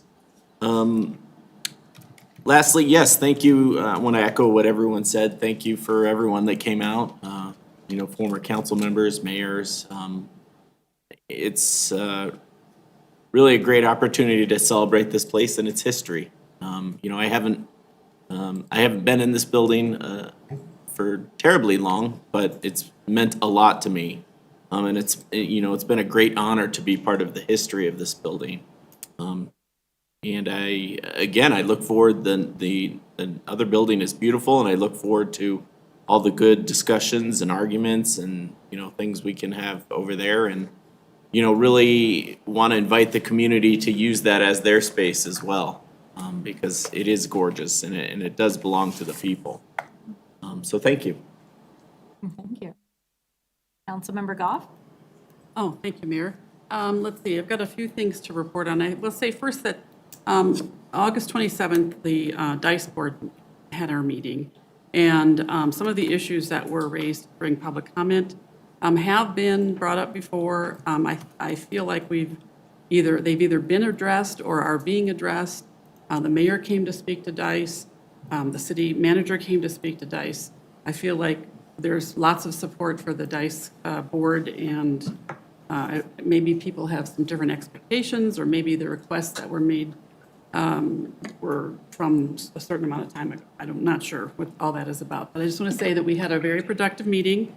We had a speaker from, her name was Mandy Medrano from the Latino Cultural Arts Center, and DICE is working on sponsoring a community event with that they offer, like a program. I'm not sure if we've decided exactly if it's Sugar Skulls or some ofrenda or something like that. We're working with them to sponsor that. And I also wanted to just again to thank Claudia for coming with her children to receive that proclamation. I know she's really been working hard to balance her life and her volunteer work and her family and her job. So it was great to see her here tonight. We also, at our last meeting, began discussing our annual presentation to City Council, so that'll be coming up pretty soon, and the continued discussion on the Odell Berry Park. So they don't want to forget that or have that be forgotten. I did attend the ribbon cutting for Carl's Farm, so I'm sorry if I missed you, Council Member Nowicki, and met the first family to move in, and they were very excited to introduce themselves as the first family to move into the Carl's Farm Senior Housing. And then the other ribbon cutting I attended was Mile High Customs, and I was just astounded at the beautiful vehicles that they had to show off during this ribbon cutting, and they are going to be a great business to add to our city. Let's see. And then on September 5th, CC4CA sponsored a webinar that I attended along with our sustainability coordinator, Mara Owen, and I continue to hear good things about her from other municipalities. Anyway, it was on the role and regulation of emerging climate technologies in Colorado. And the three main topics they talked about were carbon capture, geothermal energy generation, and hydrogen as an energy source. I'm not sure, if any of those apply directly to us, or at least, they maybe not now, but they might in the future. So that was very helpful. And then I just want to say goodbye to this building. And thanks again, as we've heard from so many other people, for all our residents that came out and our past council members to say goodbye to this building. A lot of good memories here. Thank you. Councilmember Condo. Thank you, Madam Mayor. On Saturday, which was a busy day, both the mayor and I were at the grand opening of the Ninja CrossFit. For those of you who don't know what Ninja CrossFit is, it's kind of like the American Ninja Warrior over the lap pool. I will tell you that I attempted the hard course and didn't even get halfway. I think the mayor recorded that. But the good news is I saw more kids in the lap pool area than I'd ever seen. And I think that's going to do a lot to activate that space and get a lot more preteens and teens to go to our beautiful facilities and, hopefully have some wholesome fun. I will tell you, I had wholesome fun, but I'm still feeling the pain in my shoulders. I also attended the Mile High Customs along with the mayor, Mayor Pro Tem, Dr. Goff. And I'll tell you, I was totally blown away. I thought it was like custom T-shirts and cups. I didn't imagine that this is going to be wraps for cars that are, I don't want to even tell the price. I mean, they're mid six-digit cars and up. It's an era business. I think that's great that we have entrepreneurs of different ethnic backgrounds coming into the city. And so that was really a great event. Rocky Flats Stewardship Council had their board meeting this morning. We are now going to wind down officially. Our last meeting will be on October 28th, and the wind down should be completed by Q1 of 2020. And then lastly, I would like to just amplify what Councilmember Burns talked about regarding the fire on Washington Way. Very impressed by the integration with Northglenn Police Department. You had Bat Chief O'Leary from Station 62, Stations 62 and 63 responded. Thornton Fire Department, Stations 71, 72, 73 responded, as well as Westy Truck 6. So, talk about a 3-alarm fire. But the beauty of all of this, right, is that we have great interoperability across city lines. And I personally, myself, I'm very proud that we are able to do that and not have the city burned down. Thank you, Madam Mayor. Councilmember Roper. Thank you, Madam Mayor. I'm going to echo a little bit of what everyone else said. It was just such a pleasure to see the generations of leaders that have gone before us, and just that was really incredible. Also, probably one of my first memories of this building was sitting in this room for traffic court as a teenager. So make sure you stop fully at those stop signs. But then probably one of my proudest memories was definitely being sworn in and being able to be a part of this council. This week, tomorrow, we have Historic Preservation Society, or Commission, sorry. And just, again, I'm going to give a shout out that it's really important that we educate ourselves around the bond mill levy, that really that is impacting our Northland students, our Northland schools, and we have to make sure that we're doing what's best for our kids and our teachers. And really that's providing that foundation and that legacy for years to come. So let's educate ourselves, get that passed. Thank you. Mayor Pro Tem? Thank you, Madam Mayor. First of all, this is very surreal to think that this is the last council meeting that we will ever have in here. So this whole evening, I've just been thinking about that, and I'm just so grateful and I'm just so honored to be here and to be a part of that. So I just wanted to say that. And it was just amazing to see all of the folks that showed up for it and to meet some of those, I know a lot of the former council members we know, but one of the former mayors I had never met, former Mayor Yusek, I believe I said his name right. And he was mayor in 1986. And so the first part that came out of my mouth is like, wow, I was 16. That was the 80s, you know? And I thought about the clothing and just how the North Glen Mall must have been the cool place to hang out for kids. And he was like, yeah. But also, you know, more serious conversation of just how hard those former mayors and former council members really worked to lay the foundation that we have now. You know, the conversations I had with him were about acquiring water rights and I guess bitter battles back then with Thornton over water rights. I was like, wow, I had no idea. It was so insane. So thank you to all of them that showed up. And I know everybody's kind of echoed that, but I thought it was pretty important to say. And then, of course, to Claudia from the Dice Board, Hispanic Heritage Month, thank you to the city for bringing that forward. You know, you can be what you can see is a philosophy that I love to live by, and that goes for everything in every profession. But I do think that it is important. And, you know, like Jay and I are both Latinos in case the public doesn't know. So we do a lot for the Latino population. The Festival Latino, we were part of the inaugural committee. So it's pretty cool to see that it's still happening. But anyway, I think that's important. And CPAAN, love CPAAN and everything they do. So thank you to them. And then, other than that, what I actually did, I was visiting my mom in Florida for a couple of weeks. So I only attended 2 things. I attended the Ralston House fundraiser. I'm on the Ralston House board. And it was held for the first time, rebranded from Ciders and Sliders to Beers, Brats, and Bluegrass. Don't want to say that too fast. At Prost.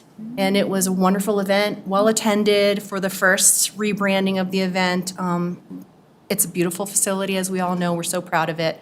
So I think they actually did pretty well, and they're still accepting funding. So just throwing that out there. And the last thing is, as other council members also mentioned, the Mile High custom ribbon cutting. That was really cool. I went in thinking, oh, I'm going to ask about my Jeep, and then I saw Lamborghinis and Porsches, and I was just like, okay. They're great. And that is all I have. Thank you, Madam Mayor, and thank you to everyone. This is amazing. And sad. Thank you. Before I go, Councilmember Burns had one more thing. Thank you, Madam Mayor. Sometimes the mind forgets things. We're just all in such a lovey mood. So I don't know if anyone else on the council has noticed the new signs. I think Director of Communications Wilson sent us an email about them on the 29th, whatever day that was. So I would love to get consensus on just like, I know it's no cost to the city and anything like that, but are we making any money off of them? Because they do just scream ad to me versus like cute town now that we've seen them. And so I would just like to know, like, I know it's a lot less on the city, but would like to know what is sort of the payoff going on there. Oh, and I don't know if you want to speak to us. So do you want to provide consensus for us to bring the conversation back, or do you want to have conversation now? I think we have a night, so I think we can definitely bring the conversation back. I also have a question. I went back to the email and I was wondering, I would just like more information. Okay. Like the cost savings, because it looks like more of the cost savings is around a little bit of banner printing and some staff time. I encourage everyone to drive on Huron, the ones that are up. I was really disappointed. Okay. I wasn't quite sure what they were going to look like when I saw the email, but I agree. I just have more questions. They look a little tacky, and we just talked about the vision, and we had a long conversation about are we or are we not a small town? You know, do we have a small town feel? And I think our banners give us a small town feel. But when they scream an ad at the bottom, I was like, looks like we sold out. So I would just, I mean, I agree that we should look into it a little more, and I'd like some hard numbers. How does everyone else? Yeah.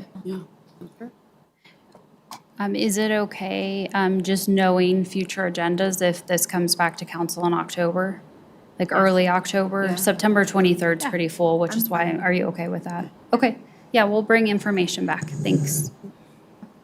Okay, I have a couple of things. I went to all the fancy events, and it was a very fun time. supporting all of the things that really mean a lot to our residents. Couple things I wanted to sort of elevate is that Pirate Fest is coming. And so don't forget, it's super fun. So September 20th and 21st. The thank yous, I mean, this evening was so lovely.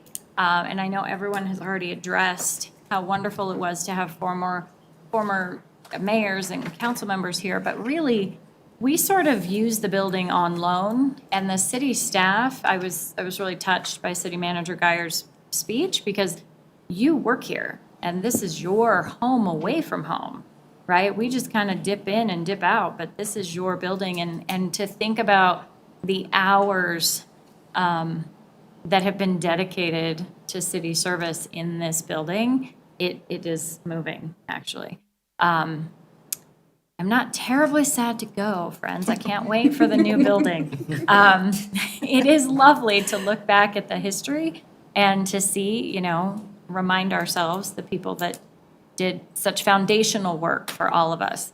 But I'm pretty darn excited about next week. So, and this next item is a little connected to that. So I wanted to raise a concern and possibly get some feedback from fellow council. So we have for years, for about, I don't know, not quite 20 years, there was a statue, a sculpture, right outside of the door at the lower level of City Hall.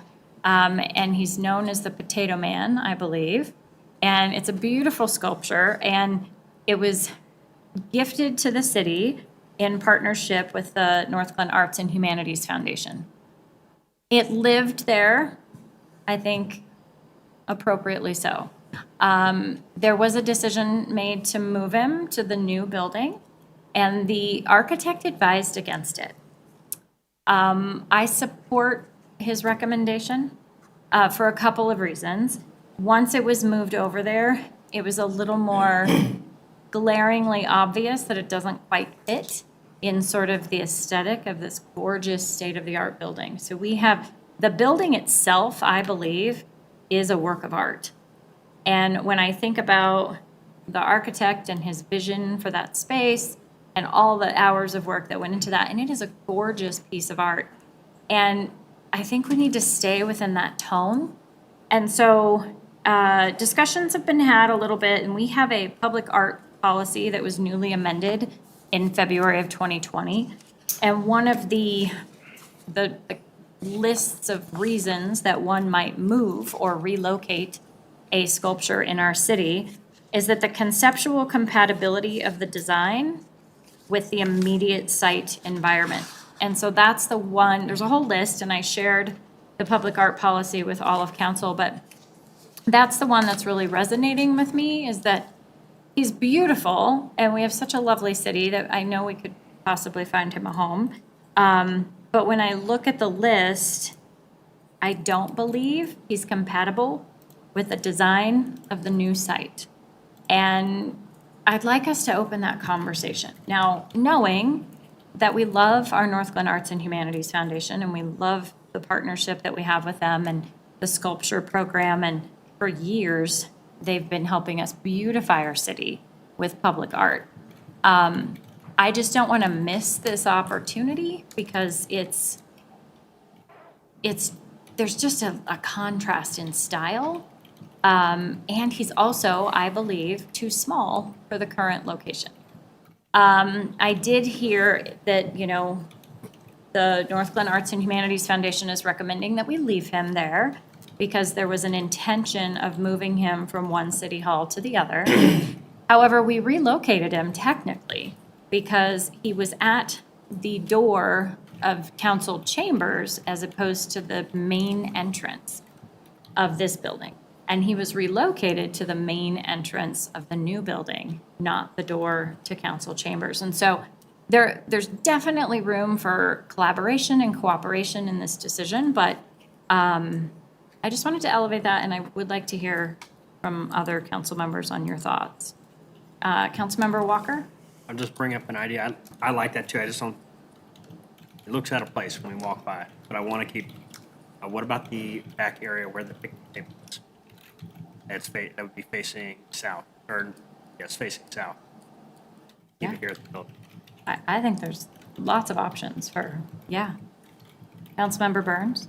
Thank you, Madam Mayor. I agree with my fellow councilmate. I think placing him in a location where people won't, I think he's real all the time. I'm just gonna keep it 100 with everybody, and he scares the bejesus out of me every time I walk by. And so I worry, I like Councilmember Walker's suggestion of the back building versus moving him to it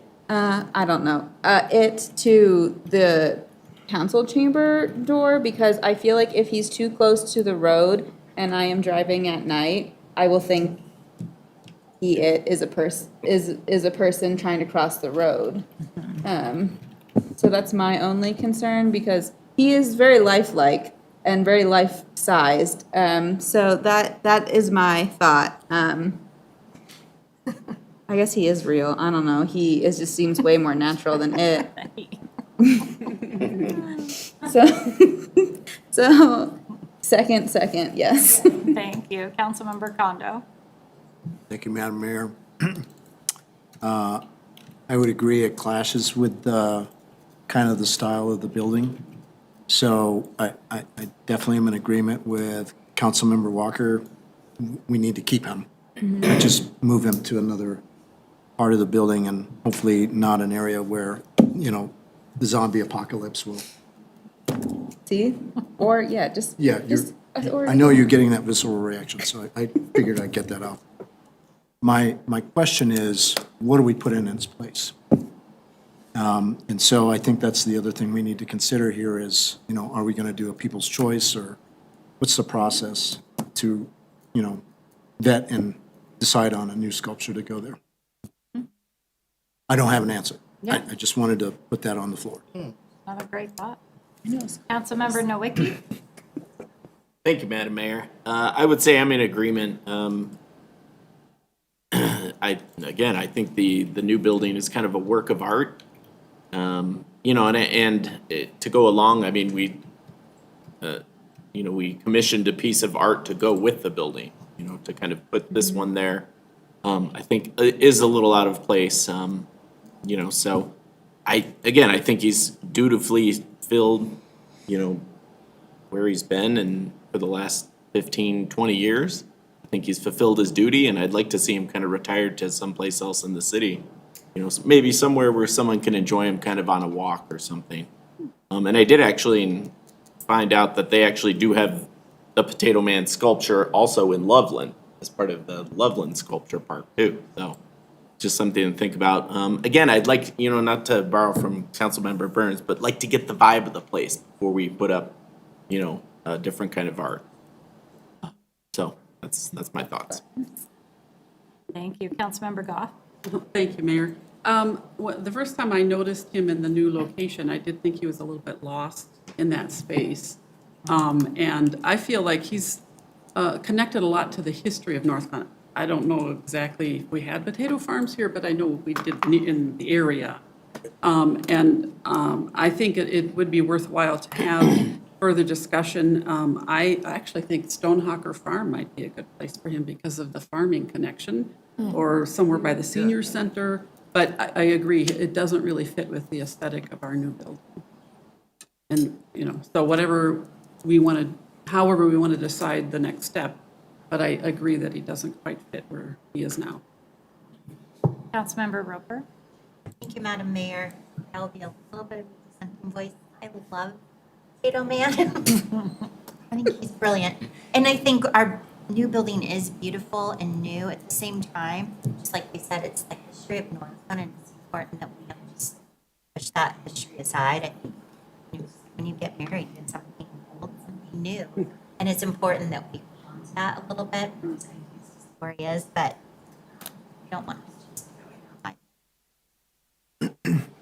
I agree. Looking for a new place for him. I don't want to throw him out, no. I also didn't know that there was one in South Dakota. Sioux Falls. Yeah. Four of them, actually. He's a popular little man. Mayor Pro Tem?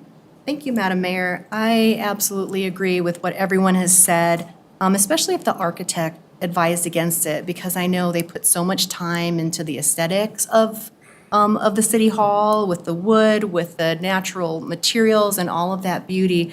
And I do love them too, but I have to agree with Councilmember Burns. Like, every time I'd leave here, I'd be like, oh, there's something there. So he's just not in the right place. And I absolutely do agree that he is a part of the history of Northglenn.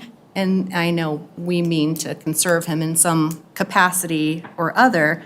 And I understand that, you know, some of the NHF members probably have a lot of emotion tied to it, and some of the former council members, and I understand all of that. But it is a new location, it's a new day, it's a new city hall. And so for all of those reasons, I do think he needs a new location. I love Councilmember Goff's idea, potentially, Stonehawker. We have the whole Civic Center campus that can still, you know, maybe he has a place there somewhere in the middle of it all. So I'm sure we'll find a location to honor him and keep him safe and available for other people to admire or be scared of, depending on who you are. But he is wonderful. I do agree. It's just not the right place for it. Thank you. Councilmember Jaramillo? Thank you, Madam Mayor. I agree, I concur that Potato Man does not fit in front of the, you know, our beautiful North Glen City Hall. It's not, I don't know, he doesn't feel like the most welcoming figure either. I remember when I would take the money bags from working at the park and go and drop them off over here, I thought he was kind of freaky back then too. I was like, what the heck? Poor is this Potato guy? Man. I know. So, you know, but, so anyway, I think that, I love the idea of Stonehawker, because I feel like he fits that time frame. He's from at least a century ago. If you look at his clothing, his whole vibe, it just doesn't fit with our futuristic town, city hall. But Stonehawker, you know, Potato Man, there's a farm, Stonehawker Farm. Fits, like, I just don't think, I think that, you know, like I said, he did his time here. We're retiring from this spot. He's gonna go off into Stonehawker for his golden years, so. There you go. Thank you. Well, I appreciate everyone's comments. So the process, according to the policy, is that we give our recommendation back to NAHF, no, the Arts and Humanities people.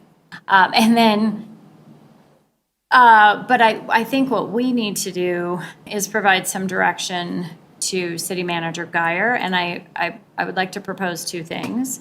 That we ask for a letter to be drafted to the NAHF with our thoughts. They can go back to the video if they'd like more specific details on some of our thinking, but they are the body that will recommend a new location.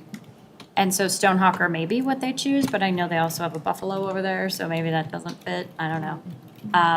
So they can possibly look citywide and find him another home, or, you know, bring another proposal forward.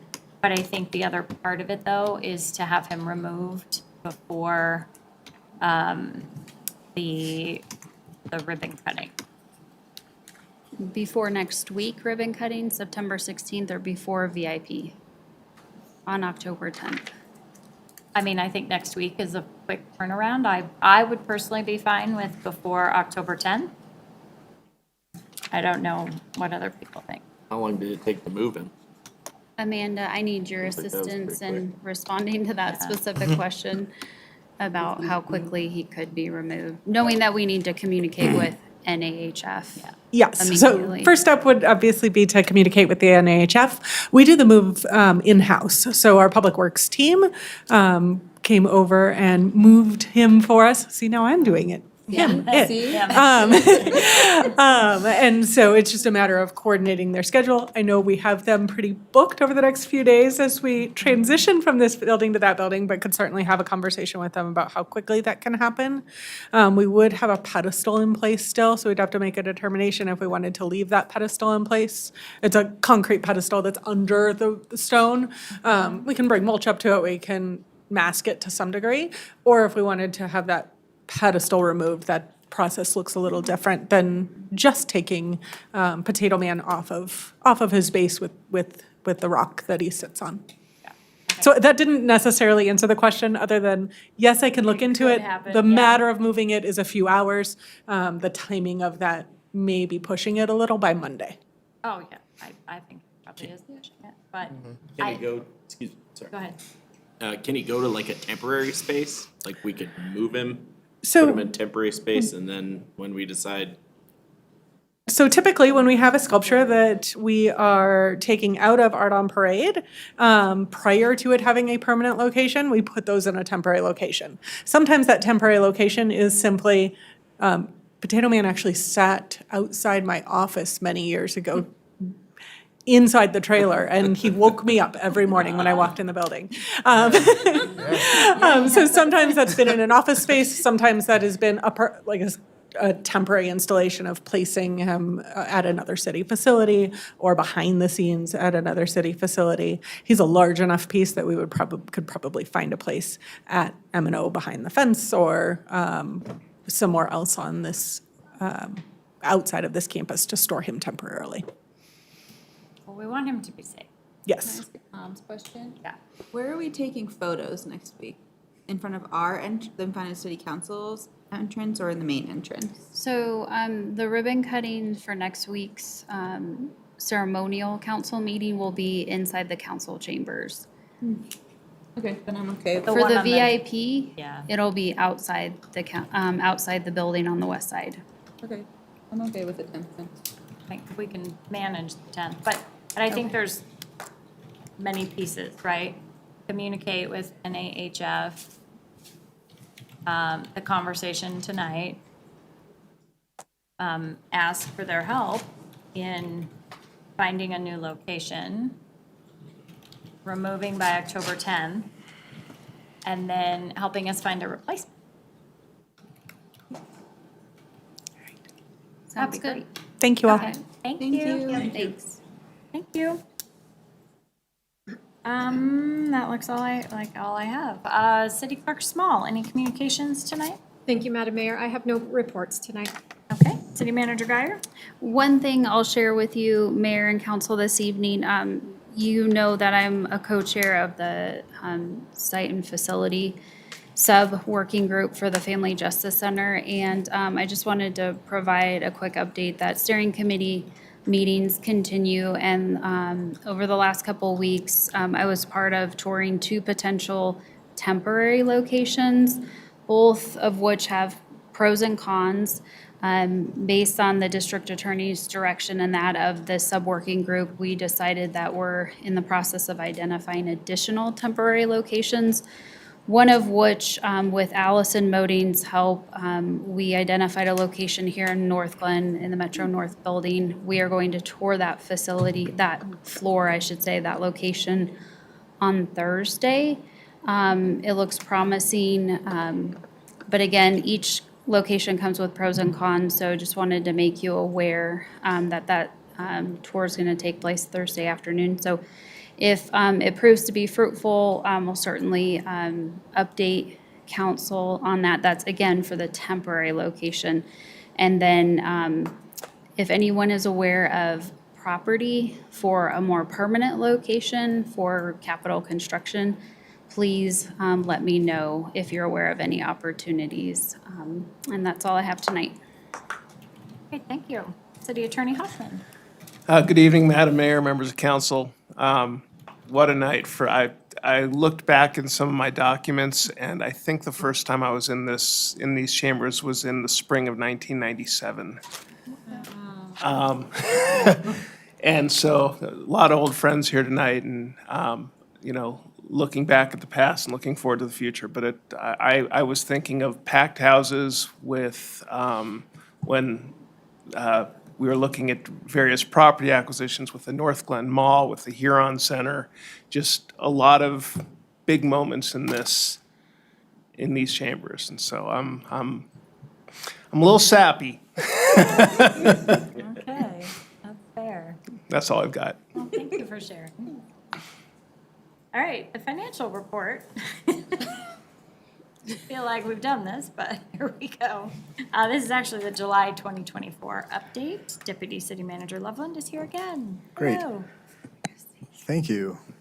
I'm going to touch on some high-level revenues, and I'm going to skip over to the fund summaries unless folks have specific questions, and we'll just kind of cruise through this, if that's okay. And stop me if you decide that it's not okay. Either way. Okay. You're in charge. So for the period ending in July of 2024, we're about 58% of the way through the year. Sales and use tax are up 4% compared to the prior year. Specifically, auto use tax is actually down 6%. Marijuana tax is down 9%, so that kind of trend continues. Sales tax is up 5.3%, and then food tax is up 7.5%. So again, compared to the last month, kind of some ups and downs kind of across the board, but overall, netting out to being up about 4%, which is positive. Like I said, I'm not going to go over each of the funds. I will comment on the water fund as I skip ahead.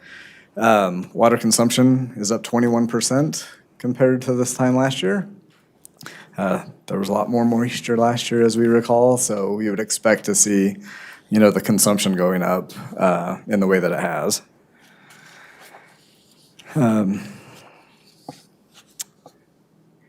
Just a general summary about kind of the financial position of each of the funds. In alignment with budget, no kind of anomalies to report within any of the funds or even within any of the various line items. All kind of just part of the ebbs and flows, of the financials through the year. So skipping ahead to page 8, summary of our cash and investments. You can see that that light blue line for 2024 is kind of continuing on its downward trending line as we're paying for large capital projects. So at the end of July, $79.2 million are what we held in cash and investments at this time of the year. Page 9 is a marketplace sales tax history chart.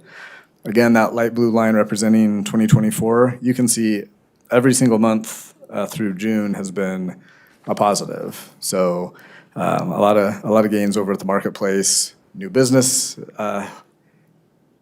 inspires that. Not only is it the new business, but other businesses in the area have been positively impacted in 2024. So wanted to highlight that. Skipping to page 10, the North Glen sales tax history chart. Again, this line's purple, but you can see every month across the city, positive trends. And you'll really notice that some of the positive trends are, greater than what we've seen in the last several years for 22 and 23. So a lot of good economic information at a very, very high level, but about what's going on for the city. Page 11 is our taxes collected by a geographic code, and so this is in city, other than the top line, which says out of state. But you can see some positive growth. The marketplace, up almost 6%. Malley up about 20%. City Center, Boondocks, Delta Hotel, this kind of civic campus area up over 10%. So all in all, really good growth, kind of within our geographic boundaries.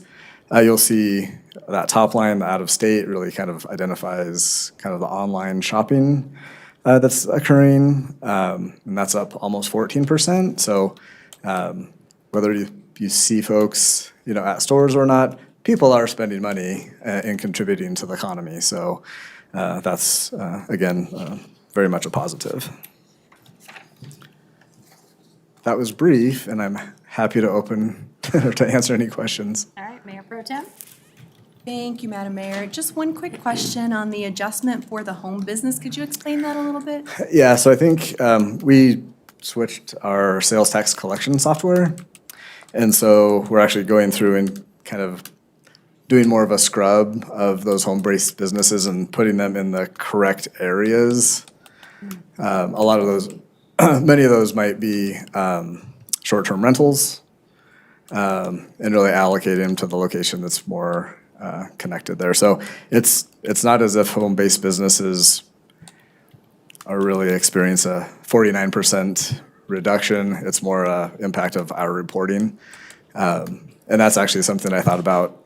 Maybe we just need to remove that because it is kind of misleading in kind of what's happening. And so we'll make that removal until we get some kind of more data to support, that change in the future. Okay, great. Thank you. Yeah.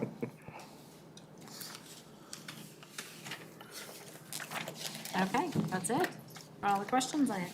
All right, thank you. Thank you so much. Is there a motion to approve the consent agenda? So moved. Second. Please open the vote. The vote is open. Please vote. I will close that vote, and the consent agenda passes unanimously. Okay, our first resolution tonight, CR 140.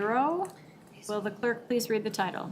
A resolution approving addendum number 1 to the agreement between the City of North Glen and Brannan Sand and Gravel Company LLC for the 120th Avenue west of Sylvia Drive and Northwest Open Space Road paving project. Motion to approve. Seconded. All right, our Director of Public Works, Sarah Borgers, is here to provide a summary of the item. Hi, welcome.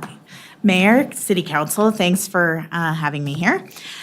So tonight in front of you is CR 140, which is a resolution approving addendum number 1 to the project that's currently ongoing, the repaving down on 120th. That project also includes road work down in the Northwest Open Space for the road that comes in off of 112th.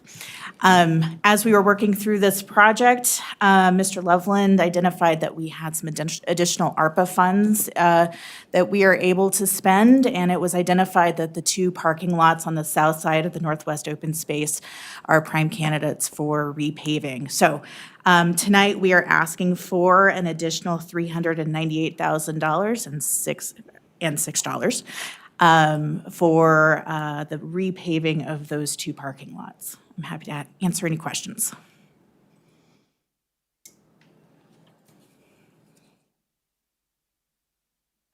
Councilmember Nowicki? Thank you, Madam Mayor.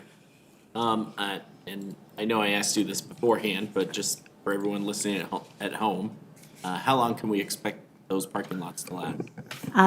So this one we're going to have a thickness that we would expect to last 10 to 20 years. I'm going to guess this is going to be on the longer side of that, more like the 15 to 20-year range, assuming we take good care of it.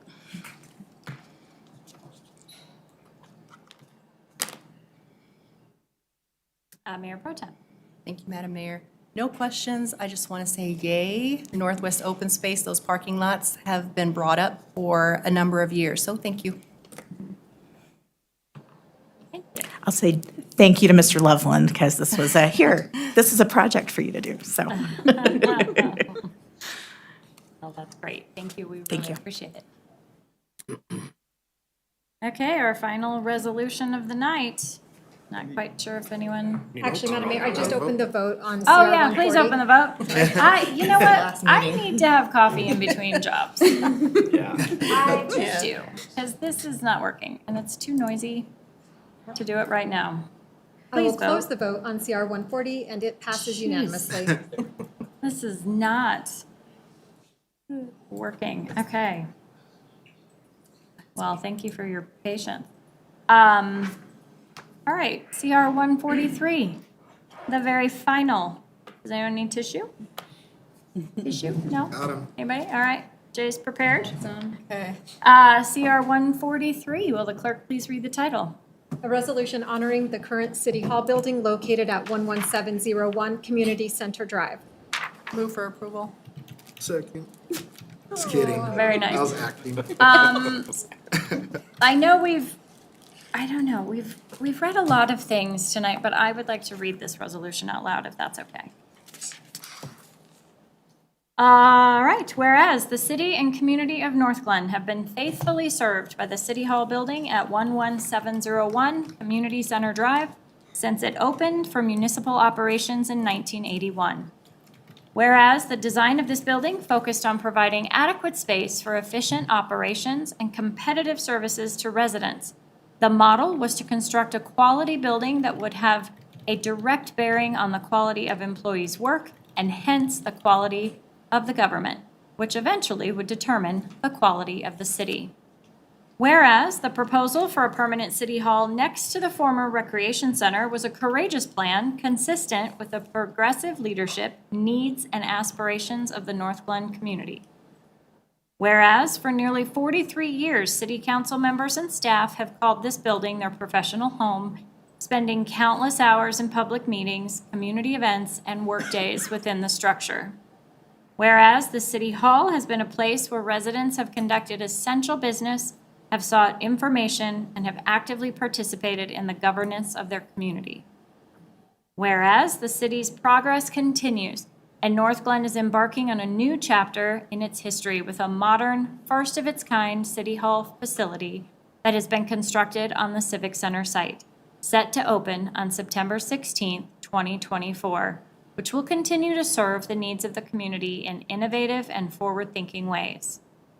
Whereas the vision for the new facility is to be a healthy, safe, and progressive place of work for city staff and an inspiring civic resource for residents, serving as a gathering place and anchor of the Civic Center campus that fosters a sense of pride, camaraderie, and community. Whereas today, September 9th, 2024, marks the final city council meeting in this council chambers and in this city hall building. Now therefore, let it be resolved by the city council of the city of North Glen that, section 1, the city council hereby extends our deep appreciation and respect for the current city hall building, recognizing its nearly 43 years of service as the seat of government and a pillar of the community. We honor the memories, decisions, and community spirit that were fostered within its walls, acknowledging the building's significant role in shaping the history and future of North Glen. This resolution shall be kept in the official records of the city of North Glen, ensuring that the contributions of this city hall building to the community will be remembered for generations to come. Dated at North Glen, Colorado, this 9th day of September, 2024. Okay, it is a little sad. Any further discussion? Hooray. Hooray. Yay. All right, please open the vote. The vote is open. Please vote. I will close that vote, and CR 143 passes unanimously. We have public invited to be heard. Anybody want to speak? You have 3 minutes. Anybody else? No? I will entertain a motion that the city hold executive session pursuant to section 4.5D of the City of North Glen Home Rule Charter for legal consultation and advice regarding security measures. Move for approval. Second. Thank you. Please open the vote. The vote is open. Please vote.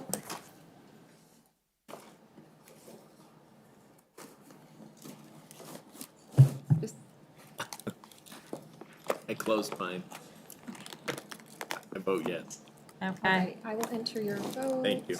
You're welcome. I will So close excited. that vote, and the motion to meet in executive session passes unanimously. Okay, so I'm gonna hit this for the final time, if anyone cares. Wait, hold on, let me get my. I know. Ah. Okay, this will be it, and then we're gonna retire this gavel. You ready? We're done. Good